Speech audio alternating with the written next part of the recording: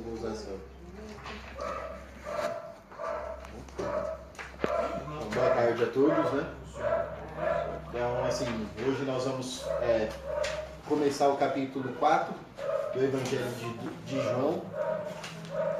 Assim, nós também vamos começar a fazer uma experiência de transmitir ao vivo, né? E vamos fazendo como a gente já sabe, a gente já está caminhando, já começamos com algumas aulas introdutórias, já fomos para o Evangelho de João do capítulo 1, capítulo 2. Hoje nós pulamos, que era para ser o terceiro, mas para ligar melhor com a aula anterior. É a minha tia e a Mara. Isso, pede para elas colocarem aqui, ó. Vou passar. E aí, então a gente vai fazendo assim, né? Só deixar elas chegarem agora, terminar de chegarem ali.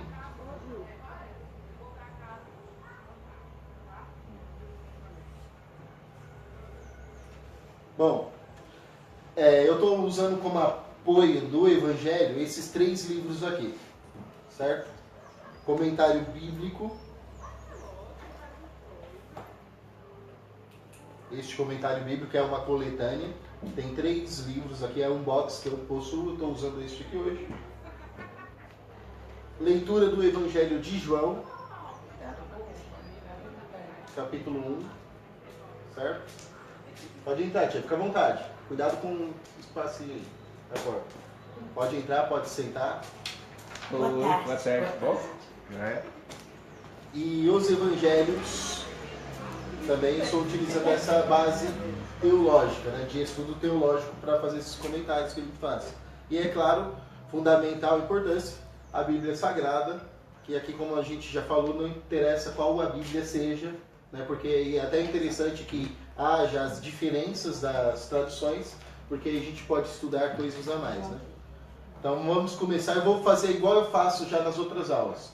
Eu irei ler algumas introduções sobre o Evangelho, que é desses livros aqui. Esses 3 livros eu vou lê-los. Algumas trechos que eu separei, para ilustrar depois o que a gente vai ler do próprio Evangelho na própria Bíblia. Tá? Aqui é o seguinte, no capítulo 4 do Evangelho de João, é uma construção do capítulo, é com certeza uma das mais dramáticas do Evangelho, se dividindo entre várias partes. A primeira parte, o narrador; a segunda parte, Jesus; a terceira parte, a samaritana; a quarta parte, os discípulos que falam; e depois da quinta parte, os outros habitantes. Então como eu já disse anteriormente, o Evangelho de João é um grande quadro, é uma grande obra de arte, é uma grande pintura, né? Eu disse isso no primeiro capítulo, quando nós estudamos. E aqui nesse capítulo, então nós já temos temos que olhar com essa visão. Existem pessoas falando. Quem é que está falando? Então, a primeira pessoa é o narrador, depois Jesus, samaritano, os discípulos e depois os habitantes da cidade. Assim que é pintado esse elemento, tá? Outros elementos do relato se presta à apresentação dramática. É o jeito da partida dos discípulos de esvaziar o palco com a mulher. Vai ter um momento que eles estão ali e de repente os discípulos somem. E por que o evangelista fez isso? Ninguém sabe. Aliás, até sabemos. O foco é Jesus e a samaritana. Então os outros personagens ele tira fora. Depois eles voltam também, meio que perdidos no barco, e aí vai indo, né? A gente vai perceber isso aí. Se vocês quiserem marcar, eu coloquei aqui, eu peguei, só se vocês quiserem, porque até é grande, tá? A divisão da narrativa. Alguém vai querer marcar? Aí eu digo, rapidinho. Tá, então vamos lá. Só um instante. Fique à vontade. Eu vou falar o que é a divisão da narrativa e os versículos, tá? Aí depois vocês marcam e aí a gente vai indo, depois na leitura a gente vai estudando. Eu esqueci o serviço. Vamos lá. A introdução, que é o versículo 1 ao 6º, tá? O capítulo 4, versículos do 1 ao 6º, é a introdução. Aí eu vou ler aqui o que está explicando, vocês não precisam pôr, né? Só para... Na qual Jesus deixa a Judéia e vai para a Galileia, ao norte, no caminho passa pela Samaria, onde em Sicar descansa no meio-dia. no poço de Jacó. Certo? Então, isso aqui é a introdução lá, que a gente vai ler. Depois nós temos o primeiro diálogo, que é o versículo 7 ao 26. Esse diálogo é entre Jesus e a samaritana. Então, do 7 ao 26. Esse aqui é o diálogo entre Jesus e samaritana. Tá?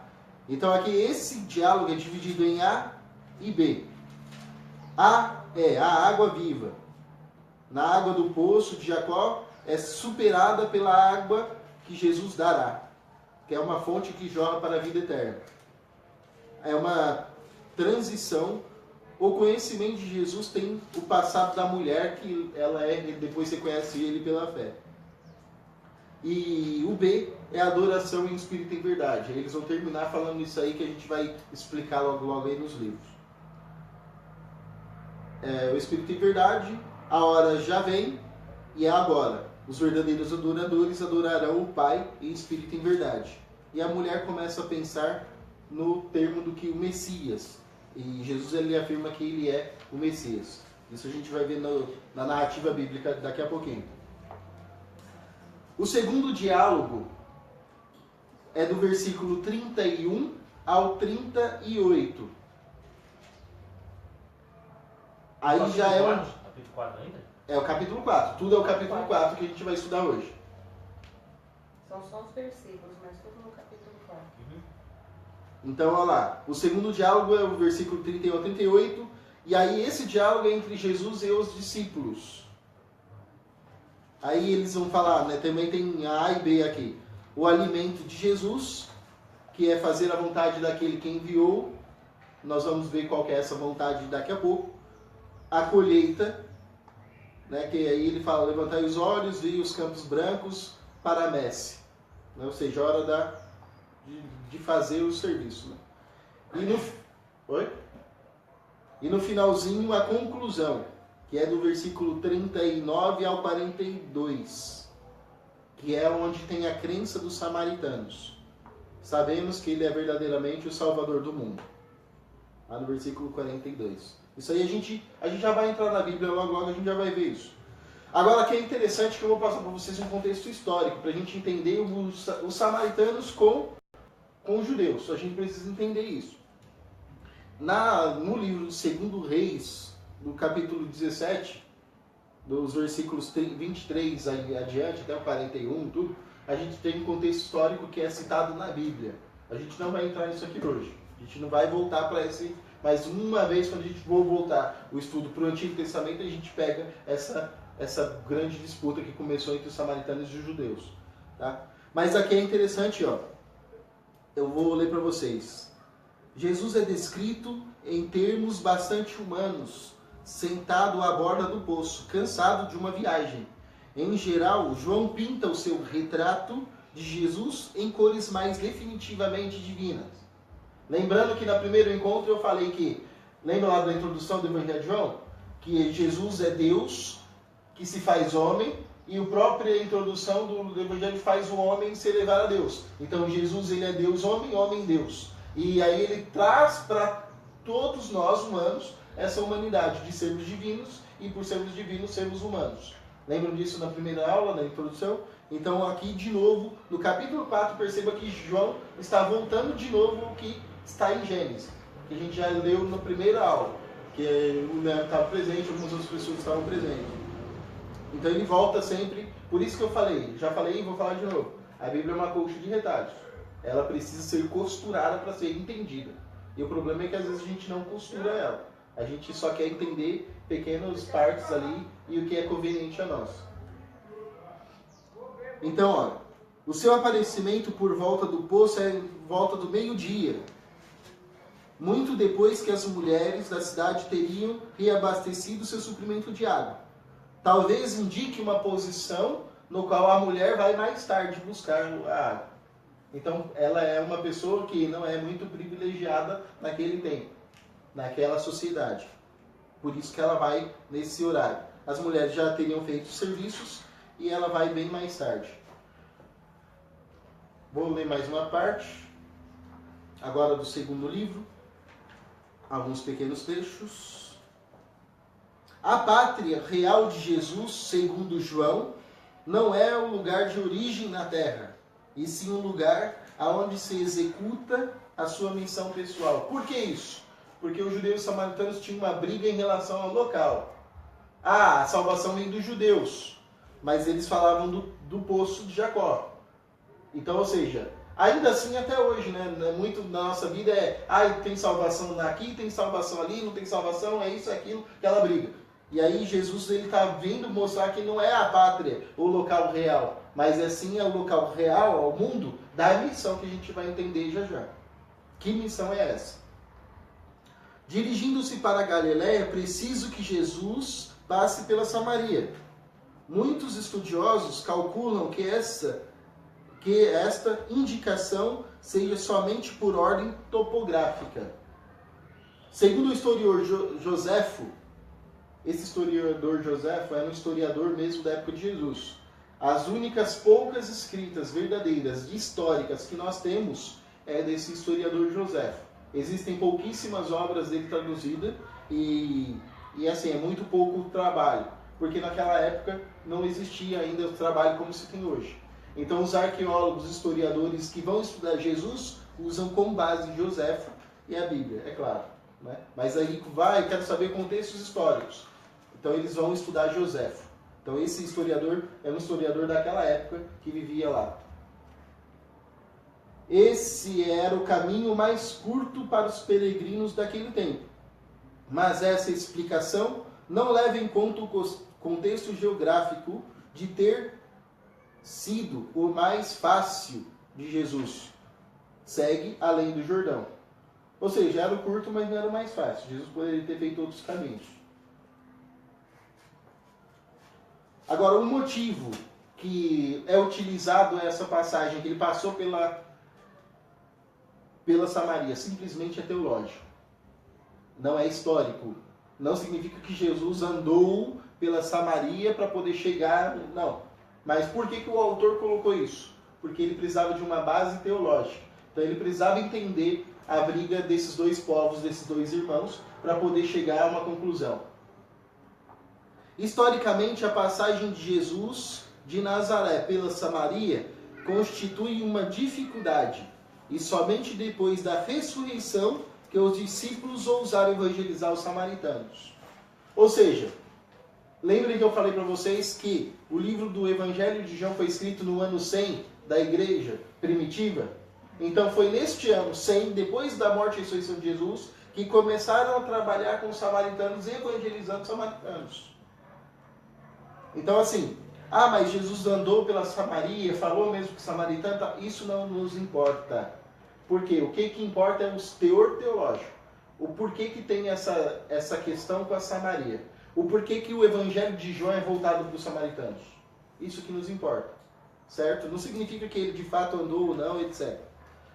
E aí é sempre bom a gente perceber uma coisa. Falando do reino do norte e do sul. É o reino de Israel e o reino de Judá. Os dois reinos que viviam em briga constante. Tanto que no Antigo Testamento, quando a gente vai estudar o Antigo Testamento, a gente vai percebendo que por que há essa disputa? Exatamente porque é causa dos dois reinos, por causa dos dois reinados, que um queria imperar sobre o outro. Então Jesus está nesse meio. Ele veio para quê? Quebrar todas essas brigas feudais, vamos dizer assim, daquele tempo. Fica evidente que, passando pela Samaria, para chegar na Galiléia, Jesus quer reconciliar simbolicamente os dois povos, os irmãos divididos, desde os primórdios da realeza, e da reconciliação ocorre depois de uma perseguição que Jesus pelos fariseus. Então, ou seja, ele vai para lá teologicamente, João coloca isso para que reconciliar um povo com o outro. Então, ou seja, vamos parar de brigar, né? Aí a gente pode trazer um pouco para a nossa realidade. A gente perde muito tempo brigando doutrinas entre uma religião e outra, mas Jesus está ali no meio e fala assim, olha, vocês dois são irmãos, né? Vocês, os povos, são irmãos, não é para ficar tendo essa confusão. Isso aqui a gente tem que saber para entender o contexto que a gente vai ler agora a seguir. Agora aqui é o seguinte, eu vou ler também, mas brevemente não vou ler tudo. Qual é o verdadeiro mistério? O verdadeiro mistério é o paradoxo de um Deus que se torna mendigo. Deus se torna mendigo porque ele pede algo para a mulher, que é a água que a gente vai ver. Mas ele, ao pedir a água, ele não está pedindo água para ele tomar. Ele está pedindo para ela assim, deixa eu te dar a minha água. Então Deus mendigo que quer dar para nós. Se humilha a nossa existência para dar a nós algo. Jesus, ele é esse Deus que se humilha para dar algo. Então, qual que é o mistério por trás? Esse Deus mendigo, que se rebaixa para poder falar assim, olha, dá um pouco da sua água. Ah, mas olha, eu tenho uma água melhor. Você quer? Então, é para a gente saber. O culto em espírito e em verdade. Aqui, eu vou ler porque é interessante. O espírito, conforme o vocabulário joanino, não é uma realidade imaterial contraposta ao corpo. Ou seja, vamos aqui já parar um pouquinho. O espírito e o corpo é a mesma coisa, segundo a ideia joanina. Não tem divisão de o espiritual e o corporal. Quando a gente faz isso, a gente começa a fazer alguns pecados teológicos. Porque a gente não pode deixar a carne para, eu vou viver no espírito porque agora eu sou santo, ou porque isso, porque a gente acaba caindo nas coisas que a gente pode julgar melhor que os outros. Enquanto a carne e o espírito é a mesma coisa. Segundo o pensamento joanino, é o que está aqui no livro. Que passagem que está escrito? Não, aqui é do livro. Ah, do livro. Tá, então é a interpretação. Só que isso é comprovado na Bíblia. Existem várias passagens falando disso. A gente vai entrar, principalmente em Coríntios, em Romanos. Quando a gente for estudar o livro de Coríntios, o livro de Romanos, você vai ver isso aqui falando. Só que a gente está em João. João ainda não está preocupado diretamente em falar diretamente isso. Porque ele está falando das comunidades judaicas e samaritanas. Mas aqui é uma pincelada no que a gente tem na Bíblia. Tá? O nosso corpo e nossa alma é a mesma coisa. Nenhuma realidade interna se opõe à do mundo externo. Então, a adoração em espírito não é culto interior, espiritualidade individual, contraposta ao culto externo e público. Qual que é então esse aqui? Adoração em espírito e em verdade é o culto do homem novo que acolhe a palavra e fica renovado pelo Espírito. Ou seja, vamos pensar numa questão, rapidinho. Os samaritanos eram povos que não eram aceitos pelos judeus. Jesus vai lá, conversa com ele, tal, e o povo samaritano aceita uma nova proposta. Então, a partir do momento que nós, sendo cristãos, porque ou não sendo cristãos, independente, como eu já falei, do nosso grupo, a partir desse momento que a gente aceita uma proposta nova e começa a entender Jesus Cristo na nossa vida, nós começamos a adorar em espírito e em verdade. Ah, mas como que adora? Então é só ir na igreja em que cada um vai levantar os braços? Não, isso aí não é nem louvores. A gente pode no outro dia falar o que é louvor de verdade. Isso aí é uma manifestação do corpo que se sente bem por fazer aquela coisa. Mas então, agora aqui é interessante ver que Jesus se torna o templo. No próprio Evangelho, a gente já viu na aula passada essa questão de Jesus contra o templo, né? Falando um pouquinho tudo. E aqui não, Jesus está se mostrando como o templo. Não existe um templo físico. Aqui nesse lugar, aqui é a casa de Deus, ali não é. Não. Ah, na igreja A, na igreja B, na igreja C. Não. Não é a igreja. Não é o templo físico material. Somos nós que aderimos a Jesus Cristo, que aceitamos. Jesus é a expectativa messiânica dos samaritanos. As palavras da mulher, eu sei que deve vir o Messias chamado o Cristo. Quando ele vier, nos fará conhecer todas as coisas. Nos fará conhecer todas as coisas. Será que quando nós vamos somente na igreja a gente conhece alguma coisa? Então a gente não está vivendo em espírito e em verdade. Porque quando eu vivo em espírito e em verdade, eu conheço. Então eu sei quem é Jesus. Aí é o diferencial. Então olha, aqui é a palavra da samaritana. Aquela mulher pecadora, reconhecida pelos judeus. Eu sei que deve vir o Messias, chamado o Cristo. Que significa ungido, significa salvador, tal. Ele, quando vier, nos fará conhecer todas as coisas. E aí é interessante, com a solene proclamação messiânica, eu sou quem está falando contigo, A mulher sai de lá e fala, ele é o profeta, o revelador, o ressuscitador, o verdadeiro culto. Isso é o verdadeiro culto. Isso é o culto em espírito em verdade. E aí os discípulos com a missão. Tá? Eu vou falar da missão daqui a pouquinho. Mas aqui é o último ponto importante. A missão importante da vida de Deus de Jesus é fazer a vontade do Pai. Fazer o que o Pai manda. A obediência ao Pai. Qual é essa obediência ao Pai? A gente vai começar a perceber agora, entrando no Evangelho. Então vamos lá? Evangelho, capítulo 4 de João, né? E aí uma pessoa faça o favor de começar a ler. E aí eu vou fazendo aquelas intervenções que nós já conhecemos, tá? Conforme alguém vai lendo, eu vou pedindo para parar e eu vou explicando. Por favor. Quem pode começar? Posso? Pode. Os fariseus ficaram sabendo que Jesus atraía discípulos e batizava mais do que João. Na verdade, não era Jesus que batizava, mas os seus discípulos. Vamos parar aí um pouquinho. Aqui já começa interessante uma briga teológica, né? Os fariseus sabiam que Jesus batizava. Aí a própria palavra fala, não era Jesus que batizava, era quem? Os seus discípulos. Jesus ele só vai batizar depois que ele ressurge. Jesus ele não batizou ninguém em vida. Ah, então, mas ele foi batizado, não foi batizado? De novo aquela briga da outra encontro, lembra? Jesus ele não foi batizado e nem se fez ser batizado. Ah, mas está lá na Bíblia que ele foi batizado. Aquilo ali foi um momento que ele fez para ele se igualar a nós. Lembra de novo que falei falado aqui agora? Jesus ele é aquele Deus, o que o livro diz, é aquele Deus que se humilha a tal ponto de querer ser totalmente humano, sem ser humano no pecado. Então, olha aqui, Jesus ele não batizava. Quem batizava era João e eram os discípulos de João e os discípulos de Jesus, que foram batizados no Jordão por João. Não esse João do Evangelho, por João Batista que batizava.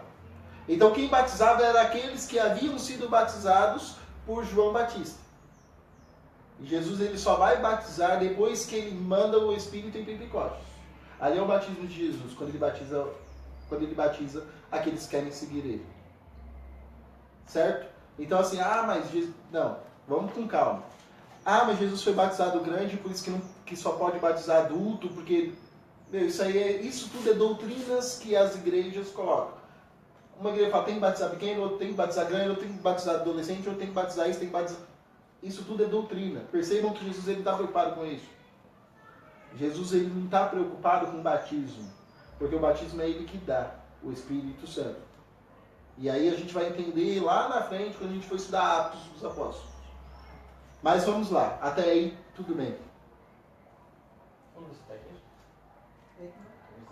Começar o 3. Começar o terceiro. Quer ler na sua? Não, 3? não. Hã? Mal leio para mim. Ao saber disso, Jesus deixou a Judéia e foi de novo para a Galiléia. Jesus tinha que atravessar a Samaria. Chegou então a uma cidade da Samaria chamada Sicar. Só um momentinho, só lembrando que a própria explicação que eu já falei, Jesus ele não tinha que passar pela Samaria. Ele quis passar, porque uma explicação teológica, né? Pode prosseguir. Perto do campo que Jacó tinha dado a seu filho José. Aí ficava a fonte de Jacó.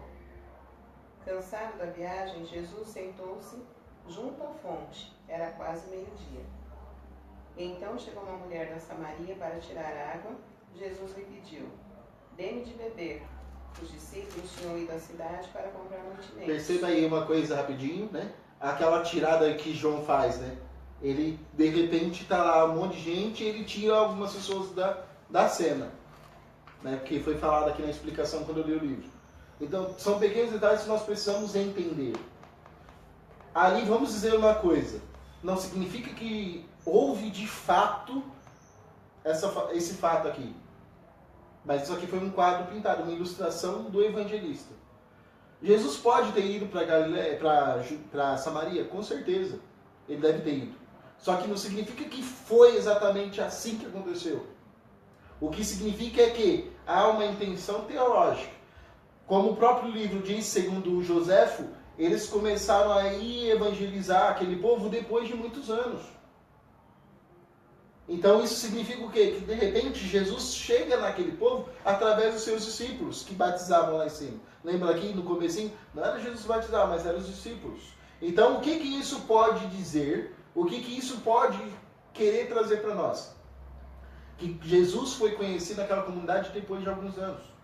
E não exatamente ali antes do povo da Samaria ser evangelizado pelos judeus. Certo? Então, por que isso? Porque a gente tem que parar de olhar para a palavra sagrada e falar, olha, é assim, ponto, acabou. Bateu o martelo. Porque a Bíblia Sagrada não é assim.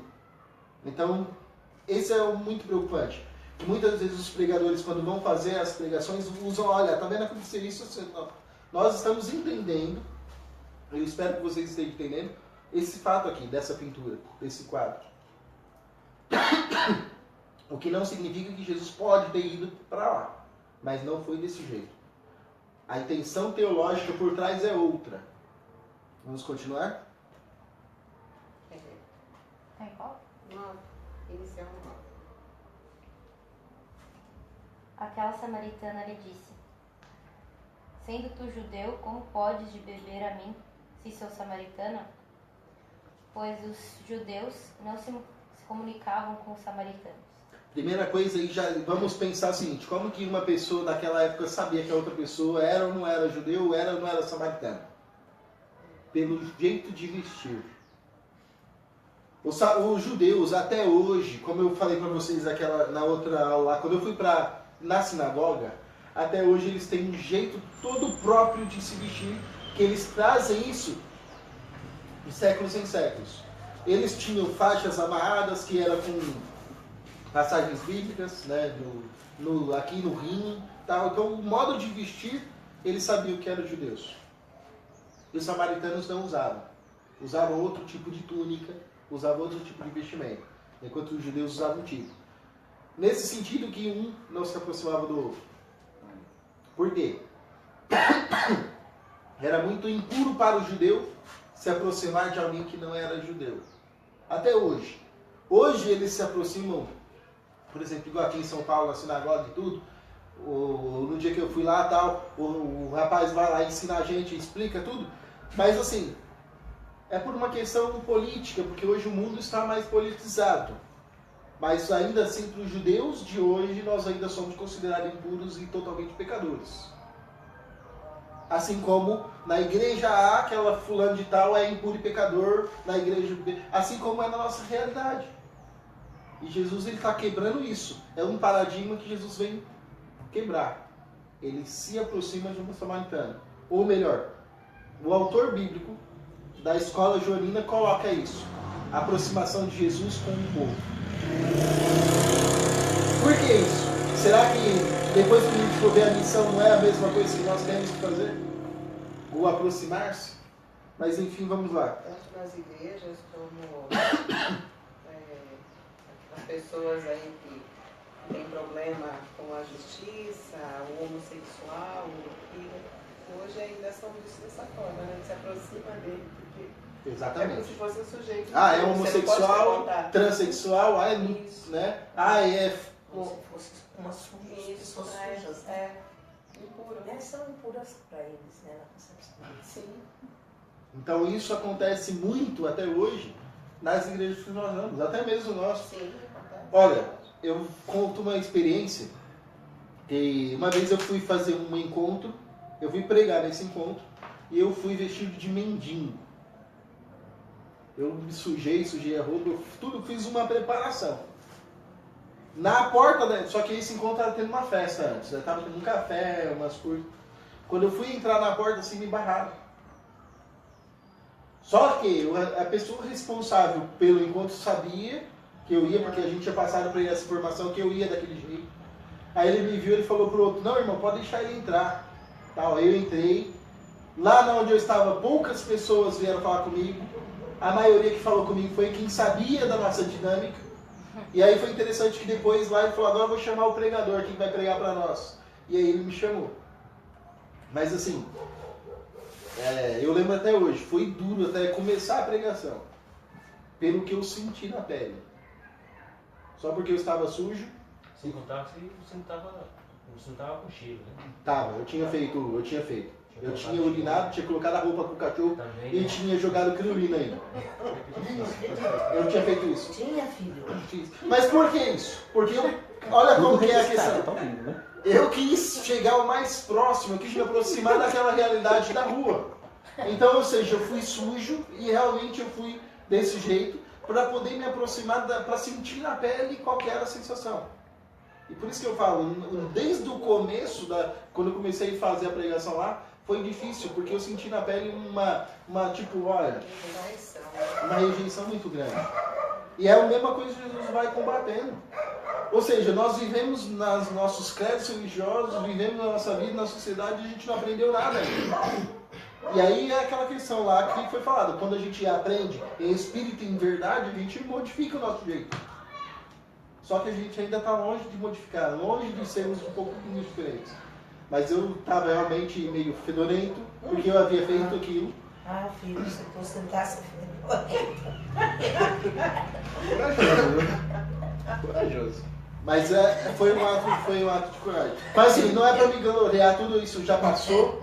Mas eu só estou contando para vocês porque é a experiência que está aqui, relatada. E a gente continua a mesma coisa. Não mudamos nada. Por isso que em Mateus, quando a gente for estudar o livro de Mateus, a gente vai ver a briga do Mateus com os fariseus, que é a mesma briga que se deve ter hoje na igreja. Igualzinho. No Evangelho de Mateus a gente vai perceber isso quando a gente for entrar no livro do Evangelho de Mateus. Todo momento da Bíblia está tendo essa briga. De raça, de povos, disso e tal. E Deus ao mesmo tempo fala assim, não faça assim, faça assado, não faça assim, ame, ofereça outra face, faça... E aí, né? Vamos seguindo. Pode continuar fazendo a leitura, por favor? Respondeu-lhe Jesus.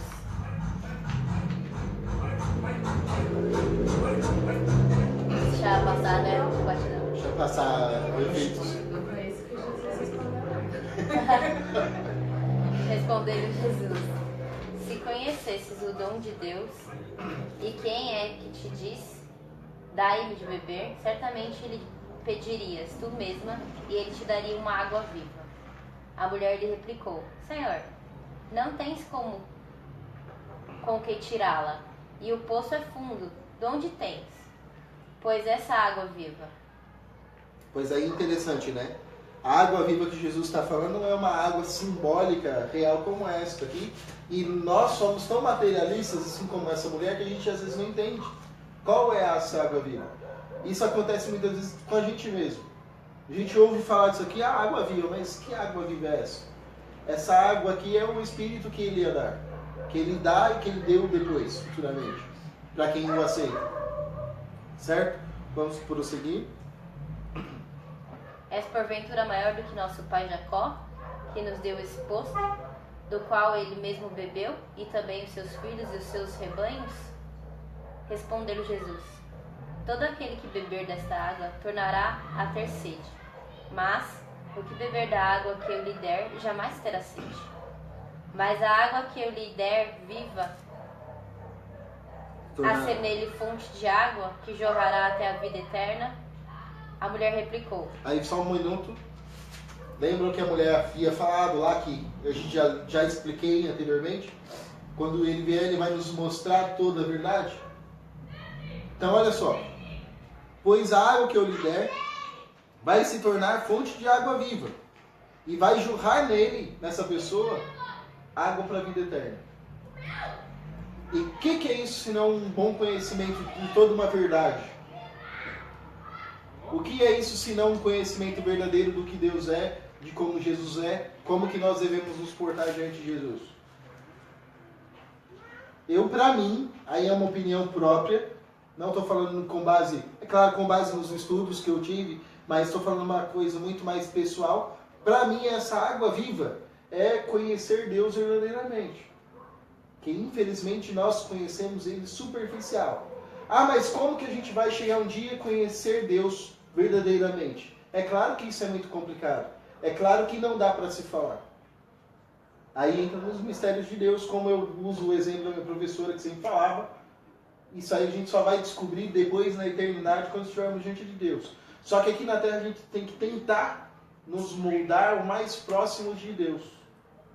O mais próximo. O que Jesus iria fazer nesse momento em relação a tal coisa?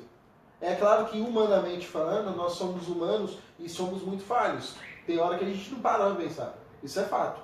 Só que quando volta lá, puxa, caiu um tempo, fala, peraí, eu errei. Eu tenho que voltar, tem que...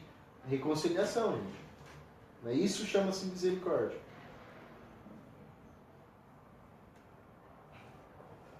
Não sei se está ficando claro hoje. Uhum. Vamos lá, quem pode ler o 15º versículo? Quando sai da forma literária, passa a ser uma parte simbólica, mas fica um pouco mais complicado. Claro que fica. Porque seria muito mais fácil a gente olhar aqui e pregar e falar assim, olha, ela estava lá, queria tirar a água do poço, eles dois falaram tal, e Jesus foi e tirou a água para ela. Com a intenção do autor, né? Mas não é isso. Entendeu? Então é muito mais além. É coisas que às vezes a gente não consegue entender. Só que como que a gente vai conseguir entender? Aí é buscar a graça do Espírito Santo. Olha, eu preciso entender. Eu quero entender. Eu quero ler mais, quero conhecer mais, quero estudar mais, quero buscar mais conhecimento.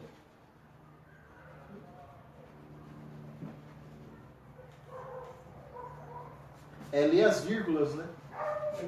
A gente lê muito o que está escrito ali, mas tem que ler as vírgulas, entre linhas, né? E aí tem que buscar o contexto histórico, o que aconteceu. Interpretar, né? O que leu, isso é muito importante. Tudo que lemos, né, filho?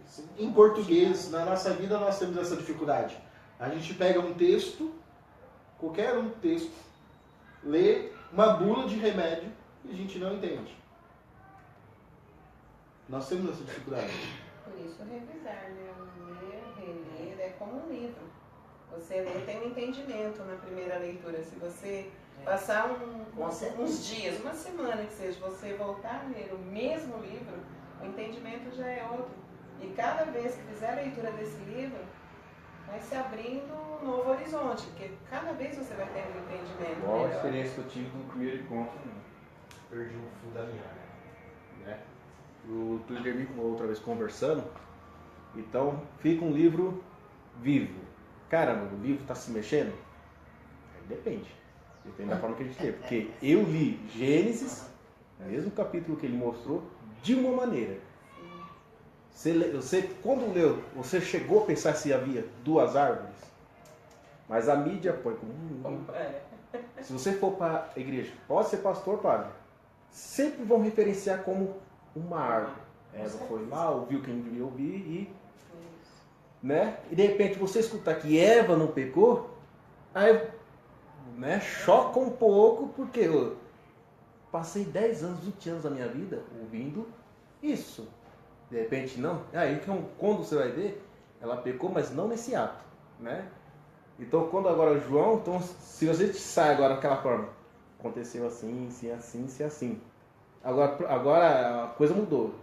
O autor está querendo utilizar de Cristo, sei lá, um ensinamento, alguma coisa, e transcreveu. Né? Por exemplo, Poço de Jericó. Olha. Quantos anos será que não existiu? Ó, Jesus já tinha 2000 anos. Nosso tempo atual, para trás, 2000 anos.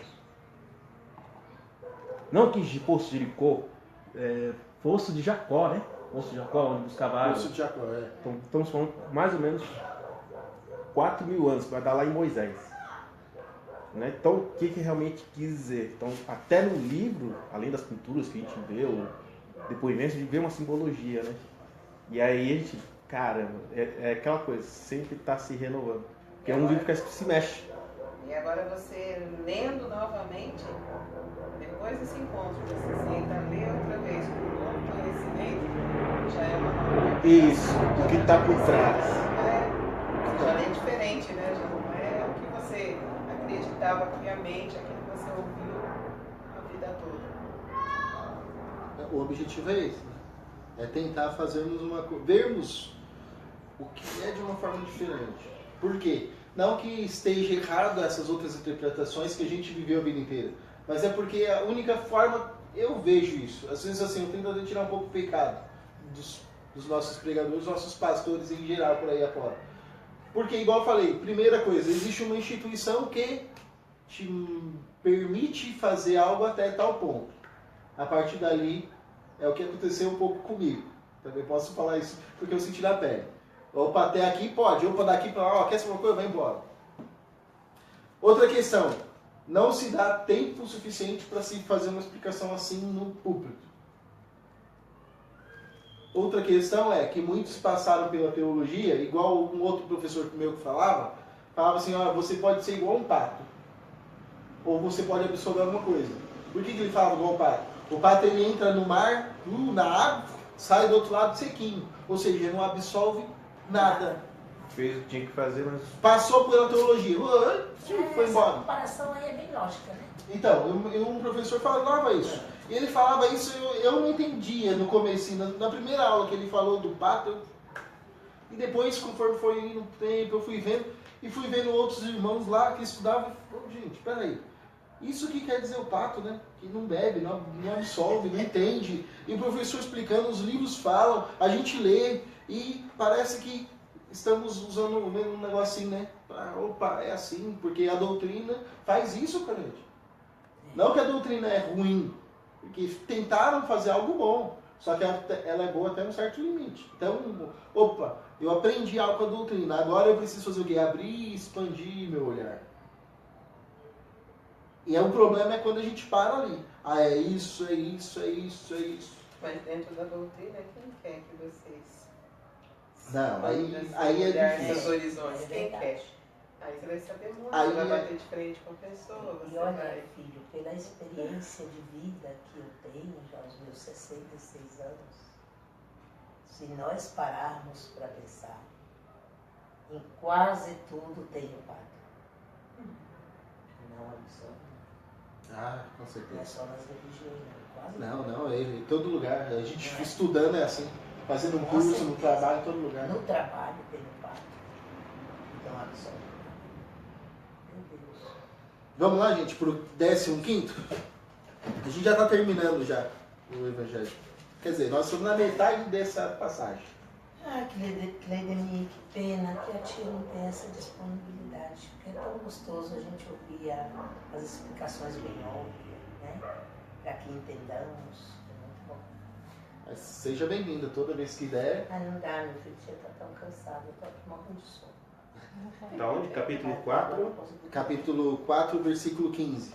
A mulher suplicou: Tá. Senhor, dai-me dessa água, para eu já não ter sede nenhuma. Peraí, perdi. Para eu já não ter sede, nem vir aqui tirar. Disse-lhe Jesus: Vai chamar teu marido e volta cá. A mulher respondeu: Não tenho marido.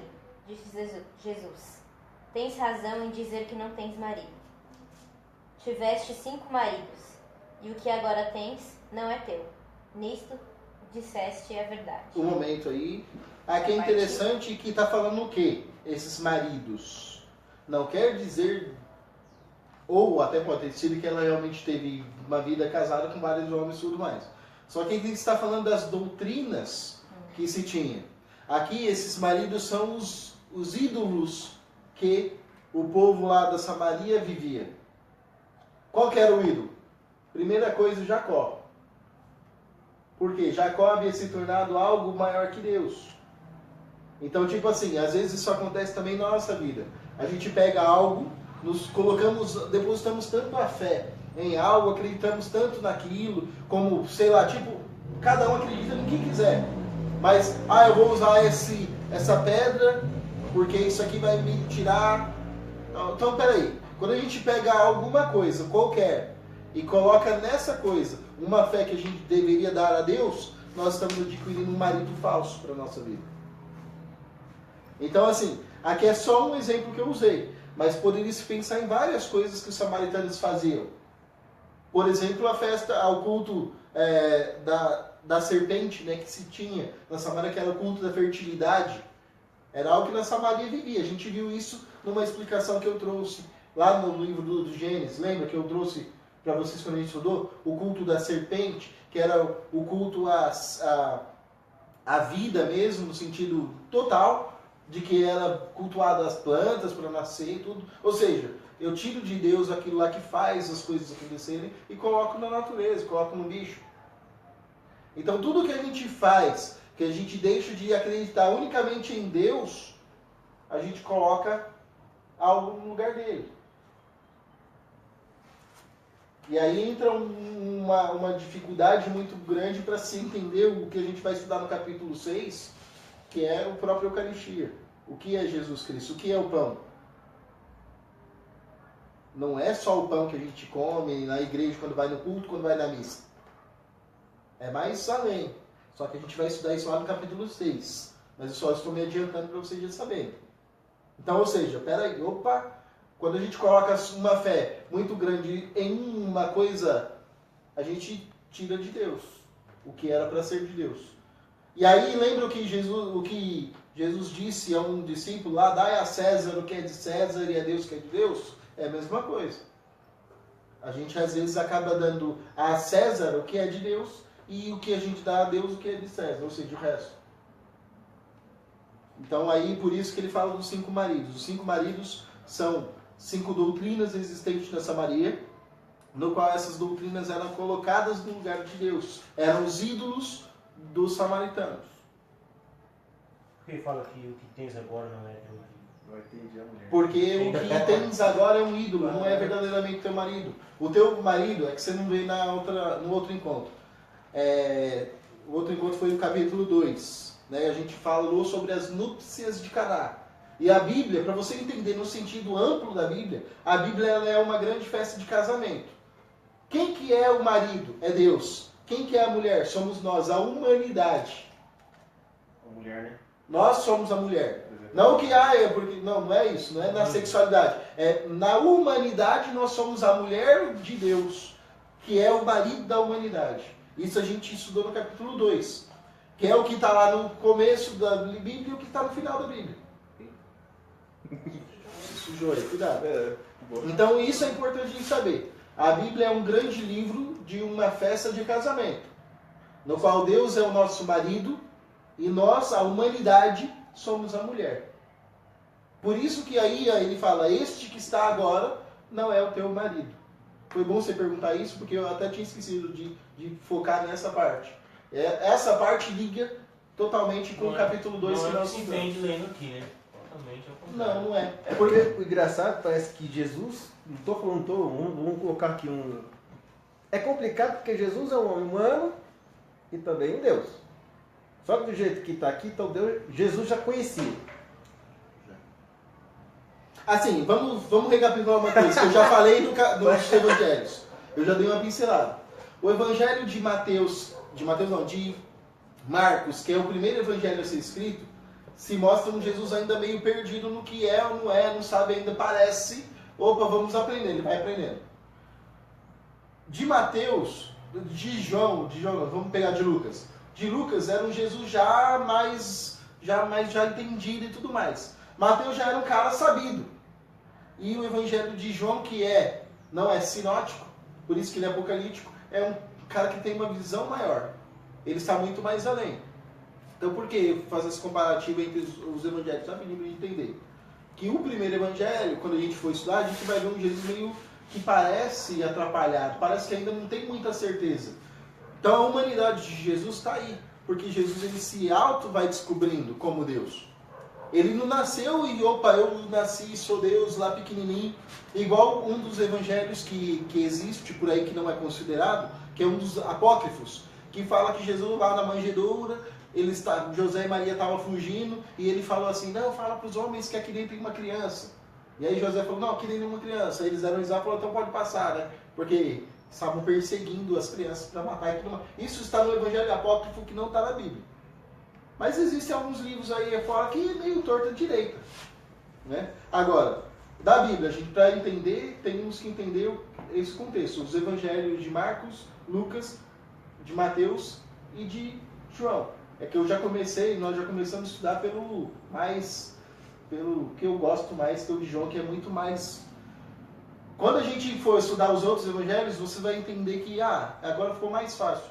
Porque se a gente já entendeu difícil, mais fácil vai ficar fácil. Um resumo geral do que é Jesus. Todos eles querem falar um pouco de Jesus. Só que o de João não quer fazer uma biografia de Jesus. João, ele já tem Jesus,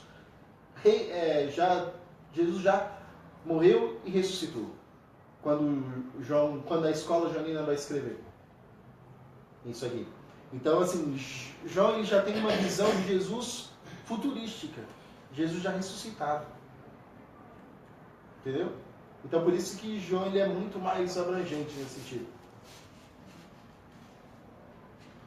Mais alguma dúvida? Esses livros Sim. deveria ser da forma Formular é que é o problema. Tipo esse que é mais amplo, né? Que é mais... Formular é que é o Porque assim, não tem uma ordem. No final. Não tem uma ordem cronológica. Não tem como falar para você a Bíblia numa ordem cronológica. Porque cada livro ele tem partes. Se a gente pegar os livros lá do Antigo Testamento, Crônicas, por exemplo, a gente vai ver que tem uma história que começa uma disputa, de repente some, de repente acontece outro fato, lá na frente tem a mesma disputa, aí você vai estudando a historicidade das datas, você vê que aquela briga lá na frente, na verdade, é aquela lá atrás. Por quê? Porque quando os autores foram escrever, eles simplesmente pegaram, olha, vamos fazer isso. Nossa, isso aconteceu. Olha, então isso pode... Entendeu? Então, assim, a Bíblia ela não é uma biografia de Deus. Ela é um livro de teologia. Então não tem uma ordem cronológica. Mas é um livro sagrado, né? Sim, para quem acredita na Bíblia. Por exemplo, para quem acredita no Corão, o livro sagrado é o Corão. Só que cada livro vai ter uma explicação. Os livros de Mormons, como que surgiu o livro de Mormons? O anjo veio aqui na América e entregou o livro na mão de alguém. Como surgiu o Corão? Gabriel citou o livro para Mohammed. Como que surgiu a Bíblia? Tem vários assuntos falando sobre como surgiu a Bíblia.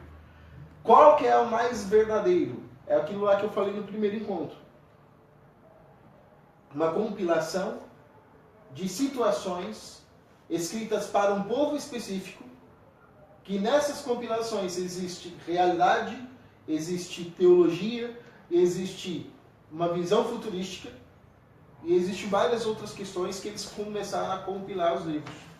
Por exemplo, se a gente pegar o próprio livro de Gênesis e você começar a ler certinho, você vai ver que, peraí, essa passagem aqui se encaixa com aquela de lá, essa daqui se encaixa com a de lá. Aquela do Gênesis se encaixa com o Apocalipse.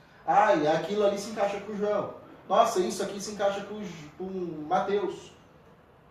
E aí vai indo.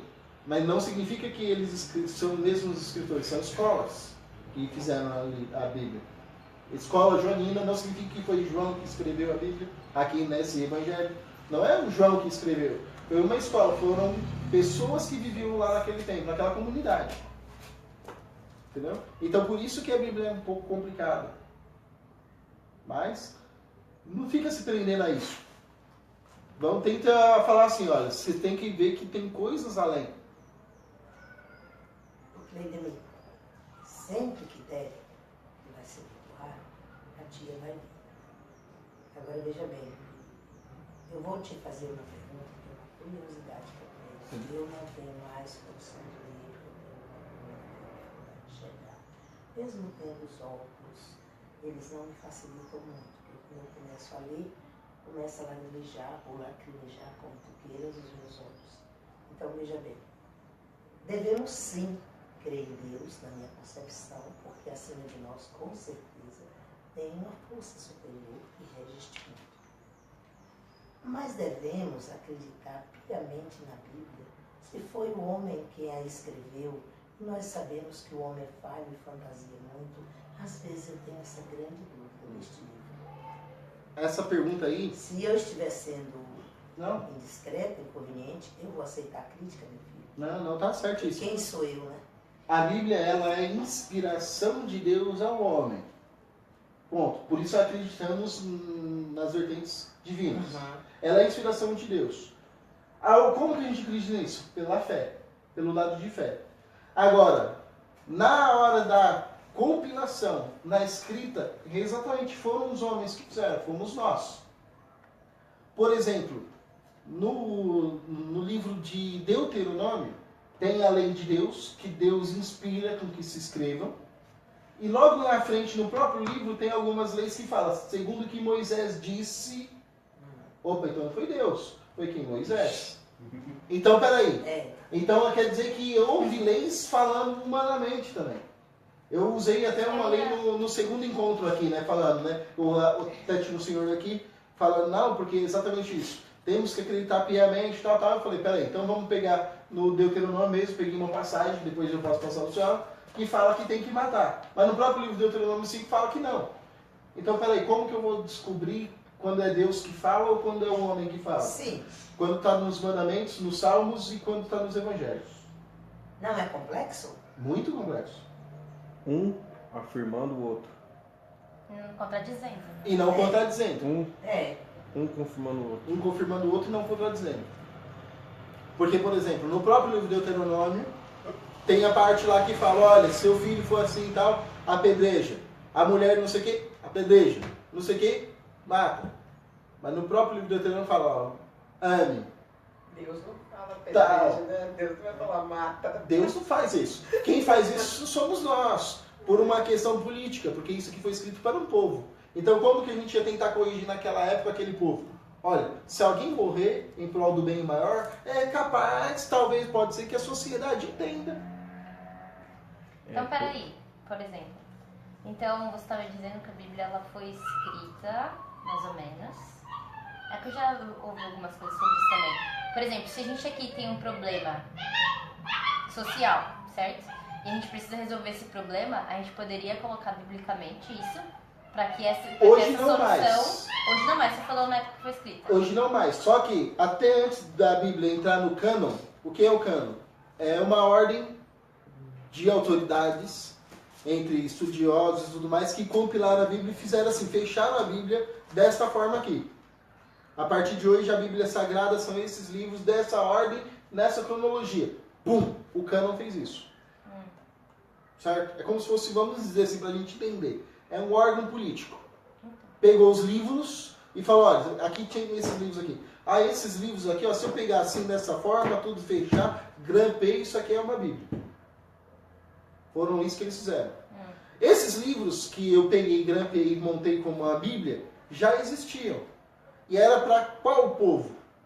O judeu. Esses livros aqui não são para nós. Nós que apropriamos da Bíblia. Porque nós não somos judeus. Nós não somos... E aí, ou seja, era para um povo específico. Como, por exemplo, o Evangelho de João que nós estamos estudando é para qual povo? Samaritanos. Só que a gente estuda isso e traz para a nossa realidade. Mas o livro é direcionado a quem? Aos samaritanos. A comunidade de Mateus é direcionado a quem? Aos primeiros catecúmenos da igreja primitiva. Então, quem que era? Para aquele povo. Só que nós pegamos a Bíblia e apropriamos como sendo universal. Aí há uma grande briga do protestantismo com o catolicismo, que é o mais velho com o mais novo, que inclusive teve agora os 500 anos do protestantismo, né? Semana passada, uma festa, muito bonita, aliás, teve, eu vi alguns trechos. E aí aquela questão, tem livros a mais, tem livros a menos, tal. Quando Martinho Lutero foi traduzir a Bíblia para o alemão, ele tirou alguns livros. Só que surgiu um outro cânon dos protestantes que falavam, a partir de agora a nossa Bíblia é esta. Então, tipo assim, tem uma outra Bíblia, uma pretinha, quem tá com a pretinha? Essa ali, aquela ali é evangélica. Aquela ali foi traduzida lá, tal, a primeira tradução para o português. Então, ou seja, aquela Bíblia lá é evangélica, essa aqui é católica, entre aspas. Mas aquela e essa aqui, na verdade, é a mesma coisa. O que vai diferenciar é que ali tem alguns livros a menos, essa aqui tem uns livros a mais. Mas qual que é a importância?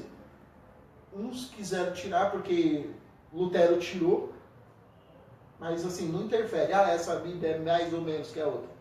Agora, por que isso? É a Constituição Humana.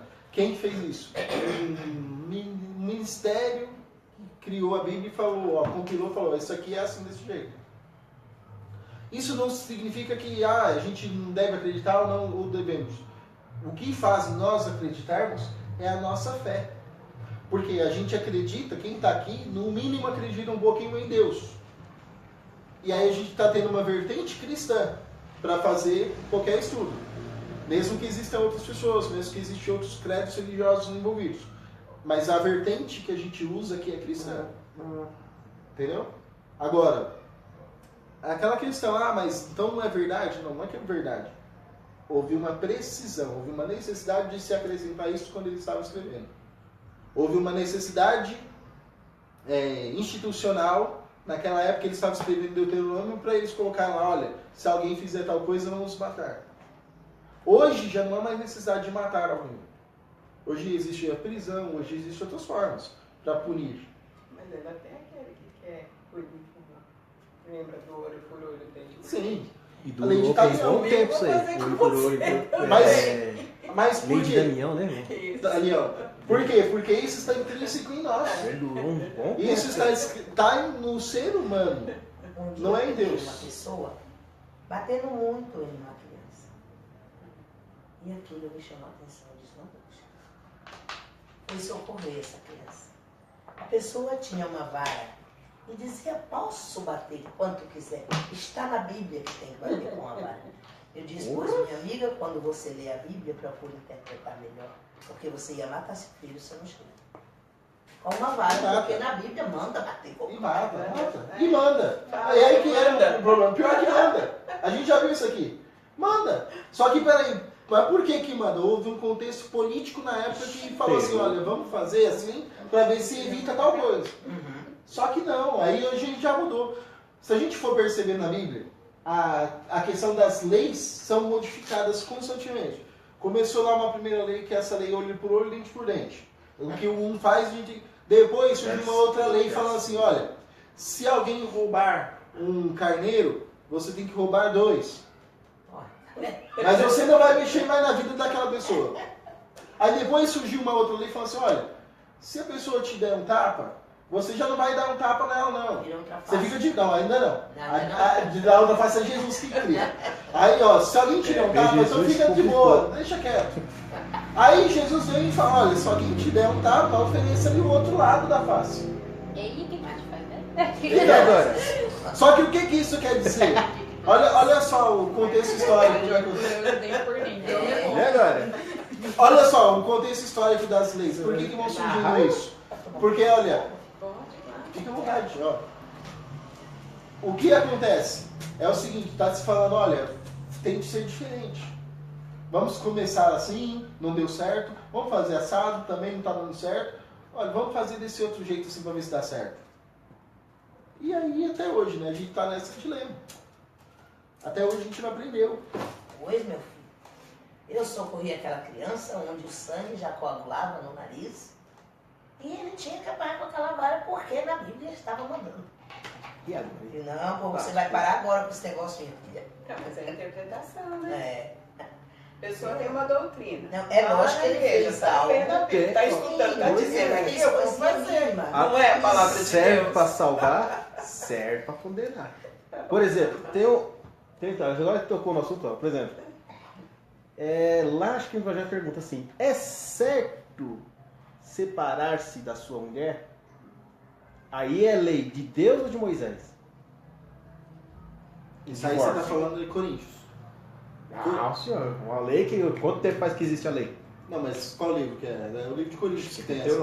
Não, então, que fala sobre essa carta. A carta pergunta se é certo. Sim. Toda vez que tem uma lei, ou que Jesus confirma, se não me engano, ele confirma assim. Em verdade, vos digo. E em verdade, então ele está confirmando alguma coisa. Não é? Alguma coisa que...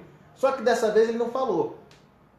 Ele falou, a lei existiu por causa da dureza Dos né? nossos corações. De Deus, né? Então pra você ver. Então só que lá no passado, por causa de uma briga, não sei, não estava se entendendo, uma mulher, adultério é errado. Então, o divórcio é a única coisa que dá para conversar, apaziguar, para ver se acha uma solução mais possível. Senão estaria matando a mulher. Só que não, Só que lá na frente, Cristo falou, opa, mesmo que faça isso, estarás ainda É adultério. Mas por que, na verdade, a gente tem que pensar uma coisa, olhar a historicidade da coisa. Quando se dava a carta de divórcio para uma mulher, colocava aquela mulher numa posição menos favorecida. No qual aquela mulher não poderia mais se relacionar com ninguém, no qual aquela mulher não podia mais viver na sociedade. Os pais já não podiam mais ser aceitos. Ah, tinha uma carta? Tem. Até hoje no mundo judaico ainda existe, como eu falei, eles mudaram muitas coisas não. Só que o que acontece? Qual que era o problema? Que a mulher que se era separada naquele tempo tinha que acabar se prostituindo para poder se alimentar, para poder sobreviver. Então por isso que Jesus ele vai totalmente contra. Lembra que eu falei já também num dos encontros sobre a importância da mulher na vida de Jesus? É tão importante a vida da mulher de Jesus que em todas as passagens sempre tem uma mulher envolvida. Não sei se vocês já perceberam isso. A gente começou o Evangelho de João, no capítulo 1, aí ainda não era, mas no capítulo 2 já tinha. Agora no capítulo 4 tem. Nos outros capítulos tudo a gente vai ver. Sempre tem uma mulher lá de Jesus. Mas por quê? Porque as mulheres eram as menos favorecidas em tudo naquela época. Mas por outro lado também tem uma coisa que a gente às vezes esconde. A mulher era o pilar de tudo naquela época. E hoje ela voltou a ser. Voltou a ser. Está voltando a ser. Mas assim, a mulher era menos, mas ao mesmo tempo ela era o pilar de tudo. O que é contraditório. Para nós entendermos isso, falar, nossa, né? Eu entendi. É coisa que até hoje não se dá para entender, o direito. A mulher era menos favorecida porque ela não tinha lei que dava a ela direitos. É que tem muita gente que também fala que a Bíblia é extremamente machista, né? A Bíblia não é machista. Por que ela não é machista? Porque não existia naquela época para aquele povo esse termo machista. Esse termo machista ele surge depois do século XVI. Ele é novo, ele é atual. Então o machismo é para nós hoje falarmos. Só que ela não é. Porque ela nunca foi escrita pensando nisso. No machismo. Ah, o homem sobressai e tal. Não. Então a Bíblia não pode ser machista. Ela seria machista se ela fosse escrita hoje pelo povo de hoje. Aí sim nós poderíamos falar, nossa, isso aí é machista. Mas para aquele... não existia esse termo, não se tinha esse conhecimento. O que é machismo para eles até hoje? Se chegar para um judeu e falar, o que é machismo? Ele não sabe. Por causa da cultura. Entendeu? Como eu disse, a Bíblia foi escrita para um povo lá. Nós apropriamos dela aqui. Se a gente apropriou dela aqui agora, como que a gente vai falar que ela é ou deixa de ser alguma coisa? Não pode falar. Então esses termos aí que algumas pessoas falam, são pessoas que são ignorantes referente a ela. Referente ao que ela traz. Entendeu? Agora, se fosse hoje vamos copiar, fazer uma compilação, escrever hoje um novo livro. Uma nova Bíblia. Aí colocar tudo isso, aí sim poderia dizer, nossa, como que vocês escreveram de uma forma machista. Mas naquela época não. Impossível falar que ela é machista. Ela não era. Era uma doutrina que era daquele jeito. Já estava tudo com todos os contrastes sociais que já estavam... Já. Com todas as diferenças possíveis. Uma Bíblia escrita no dia de hoje seria difícil, hein? Já É. pensou? Uma Bíblia, escreveu a Bíblia de hoje? Nossa. E com certeza iam entrar todas essas teses, né, Clínia? Com certeza. Com Nossa, certeza. eu acho que sim. Eu acho talvez não ia acabar. Assim, ó, meio... Mas entraria, filho, com certeza. Não vai acabar nunca. Porque não sei, A Bíblia né? ela nunca deixou de ser escrita. Tá? Existem algumas ideias teológicas que falam sobre a continuidade da Bíblia. Porque onde está a continuidade da Bíblia? Ela está aqui no mundo. E aí a gente tem que entender apocaliticamente o Gênesis, né? Deus, quando fez tudo, ele fez tudo para que tudo se renovasse todos os dias. Isso é tão verdadeiro que biologicamente a gente consegue provar isso. Alguma coisa morre, o Rei Leão falou isso no seu desenho, né? Mas por que a gente come antílopes? Porque os antílopes comem o mato, que um dia foi um leão, que morreu e virou mato, então tudo se transforma. tudo se transforma. Mas realmente. Então, isso é já que tudo se transforma, Deus fez o mundo para que ele seja renovado todos os dias. Por isso que nós precisamos renovar aqui. Por isso que a gente precisa renovar a nossa forma de pensar e de ver as coisas. Porque a partir do momento que a gente consegue entender que a samaritana tem fundamental importância na vida de Jesus, a gente já não olha mais, é machista. Quem anuncia aqui, agora há pouco, a gente vai continuar lendo, a salvação para o povo, é a mulher. Não é Jesus, não foi os discípulos, não foi ninguém. Então como que ela está aqui na Bíblia falando para um povo, ela pode ser machista? Como eu falei, ela tinha uma posição desprivilegiada. Só que ela é o pilar. Quem que vai anunciar na Samaria? A mulher. Que a gente vai continuar. Vamos continuar lendo que isso vai chegar aí. A gente nem sei onde a gente falou mais. A gente falou dos maridos, né? Então, isso é verdade. Isso. Lê um pouco aí, Leandro. Não sei se você leu ainda. Começa no 19. Começa aí na 19.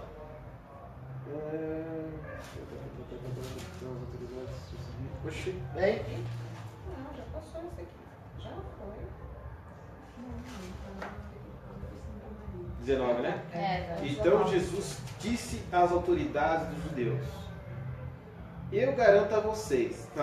Não, peraí, é capítulo 4. Virou a página aqui.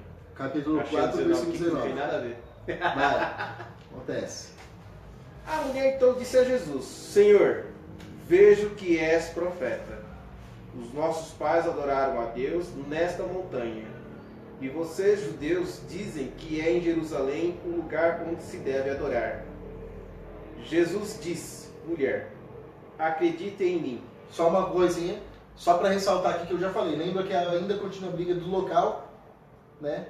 Na igreja A salva, na igreja B não salva, na igreja C salva. É a mesma coisa. Então aqui, ou seja, é aqui que a gente deve adorar. Tá? Então, ou seja, não é no local. Os nossos pais Né? Como eu já falei aqui pela explicação dos livros aqui, anterior no começo do encontro. Pode ir. Jesus disse: mulher, acredite em mim.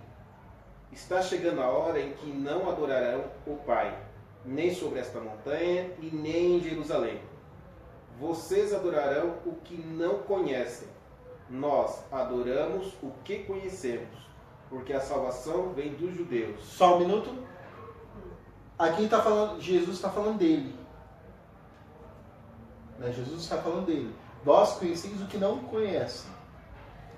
Mas nós, aí ele já, os judeus, nós. Só que é claro que não era todos os judeus que conheciam ele. Quem conhecia ele, que ele está falando que eram os que estavam mais próximos dele. Mesmo assim conhecia, não conhecendo, né? Mas enfim, Jesus está falando dele. Mas está chegando a hora, e é agora em que os verdadeiros... Só um minuto. Olha que interessante. Não, olha que coisa interessante. Está chegando a hora que é agora. Vocês já pararam para pensar nisso? Como que a coisa está ali, mas é aqui? Isso é bíblico. Por quê? João, ele é apocalíptico, ele tem uma visão futurística que já está acontecendo. Que já aconteceu. Lembra que eu falei para vocês no encontro no último encontro? E desde o primeiro eu venho falando isso. O Gênesis e o Apocalipse é a mesma coisa. É um ciclo que vem se renovando. Lembra? Então, ou seja, eis que vem chegando a hora e é agora. Ou seja, aquela hora que era para vir já veio. Jesus já está no meio deles. Jesus já está aqui no nosso meio. A hora da ressurreição em Cristo já é aqui agora. Não é quando eu morrer, eu espero ver Deus, abraçar Jesus e falar, meu amado. Não. Já é agora. Fazer isso já, né? Já. Jesus está e já está aqui. Lá e aqui. É isso. Isso aqui é um mistério teológico. Que a gente às vezes não consegue compreender. Por quê? Porque nós somos muito cartesianos. Nós somos muito, né? Opa, não, peraí. Jesus ele está aqui agora. Não fala que ele é onisciente e onipresente? Não é? Mas exatamente. Por que ele é onisciente? Por que ele é onipresente? Porque ele é o Cristo. Ele é o Cristo cósmico. Eu já usei esse termo aqui uma vez. Ele está aqui, ele vai onde você vai? Sim. Não, ele é tudo. Está em tudo. Ele vê tudo. Aí, uma outra comparativo, só pra gente... Teve um... Não sei se foi o filme, não sei se foi o Código da Vinci, não sei Não qual... que ele seja moto, mas... Não sei qual foi o filme, eu não lembro se foi, o que foi que uma vez assisti, que falava assim, se você levantar essa pedra, eu estarei ali. Se você tá... Isso aqui é uma tentativa, o filme foi uma tentativa de fazer um Deus panteísta. Mas assim, Deus o quê? panteísta, que é o Deus que é a natureza. Deus é o mundo. O mundo não é Deus, mas Deus está e é o mundo, porque da onde que surgiu tudo? Isso aqui é uma coisa que eu venho colocar. Tá? Isso aí na teologia eles vão negar, eles vão falar que não, tal, tal. Só que é só pra gente entender. Se a árvore é uma criatura de Deus, assim como nós somos criaturas de Deus, nós nos tornamos filhos de Deus por causa do batismo, que nós acreditamos isso pela fé também, porque quem garante isso? Isso. Né? Então vamos lá. Pela fé a gente acredita que nós somos filhos de Deus. E aí nas cartas está lá falando que nós somos filhos de Deus, tal. Beleza, nós somos filhos de Deus. Mas se a água, se a árvore, se o livro, se as coisas são criaturas de Deus, não é desse mesmo Deus que é o mesmo Pai? Não significa que toda a humanidade é nossa? Ah, mas ali é um terreno, ali a terra é da casa do fulano de tal. Tá, é dele. Existe um documento que fala tal, tal. Mas aquela terra não é dele. Não é minha. É nossa. Isso a gente às vezes não entende. É verdade. E aí a gente entra num egoísmo muito grande. Porque, por exemplo, a gente planta uma árvore, igual lá eu plantei uma árvore lá, uma jabuticabeira em casa, né? Mas assim, aquele fruto é para todo mundo. Oba! É para todo mundo. Agora o que acontece? A gente às vezes, por causa do capitalismo, do sistema que nós temos, a gente precisa comprar, pagar alguma coisa que Deus faz para todo mundo. E a gente às vezes não entende isso. A gente não entende que a humanidade é toda de Deus e tudo é de Deus e tudo Deus tem ali. Para existir, só pode existir porque Deus fez. Isso vai em tudo, né? Todas as religiões e vai. Toda religião ela chega nesse cume. Na sua opinião, o que é o mundo? Como assim? Isso é para todos. Na minha opinião, o que O que é o mundo, né? Que as pessoas têm na Bíblia e também o mundo é isso aqui. está escrito na Bíblia. O mundo somos nós. Falam o mundo, assim. O mundo somos nós, é isso tudo. Tá querendo É o falar... universo, né? Não, o universo seria o universo. Não, o universo é o mundo. É tudo universo que existe e tudo que deixa de existir é o mundo. Uma Essa vez, pegadinha pode cair numa prova. uma vez me perguntaram, isso aí que você falou, uma vez um aluno, na escola quando eu te dava aula, numa das salas, um aluno perguntou assim pra mim, professor, você acredita em extraterrestre? Eu falei, acredito. Ah, então você não acredita em Deus? Eu falei, acredito. Ela, como você acredita em Deus e extraterrestre? Eu falei, vem cá, filho. Você existe por quê? Ah, porque Deus me fez. E Deus não pode fazer um extraterrestre?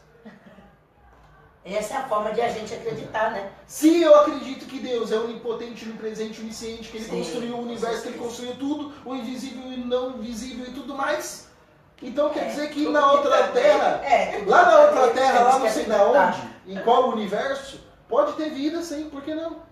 Se é Deus que fez tudo. E aí eu acredito tanto que Deus fez tudo que a existência de um ser que não seja terreno, para mim não prova que Deus não existe. Pelo contrário, prova que Deus é tão bom que Ele não fez só o mundo, fez outra coisa.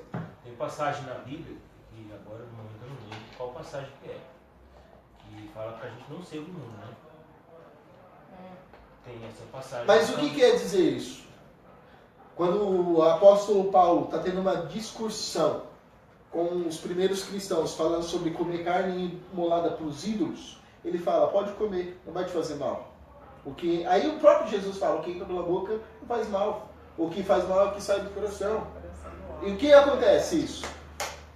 Por que fala assim, não seja do mundo? Não seja do mundo podre, cheio de repugnação. Que tipo de mundo você quer viver, né? Exatamente. Por exemplo, vamos falar português uma claro. escolha de uma sociedade. Vamos falar português claro. Possível. Nós temos a opção de sermos, No caso, digamos assim, uma sociedade. Corruptos? corruptos ou não. Você o ano que vem vai se entrar na política. Um exemplo, é o mesmo mundo que nós estamos, mas é um mundo diferente. Existe um lado espiritual também. Então, mas aí que tá. Dentro da política, você pode se corromper ou não corromper. É interligado no mundo espiritual também, né?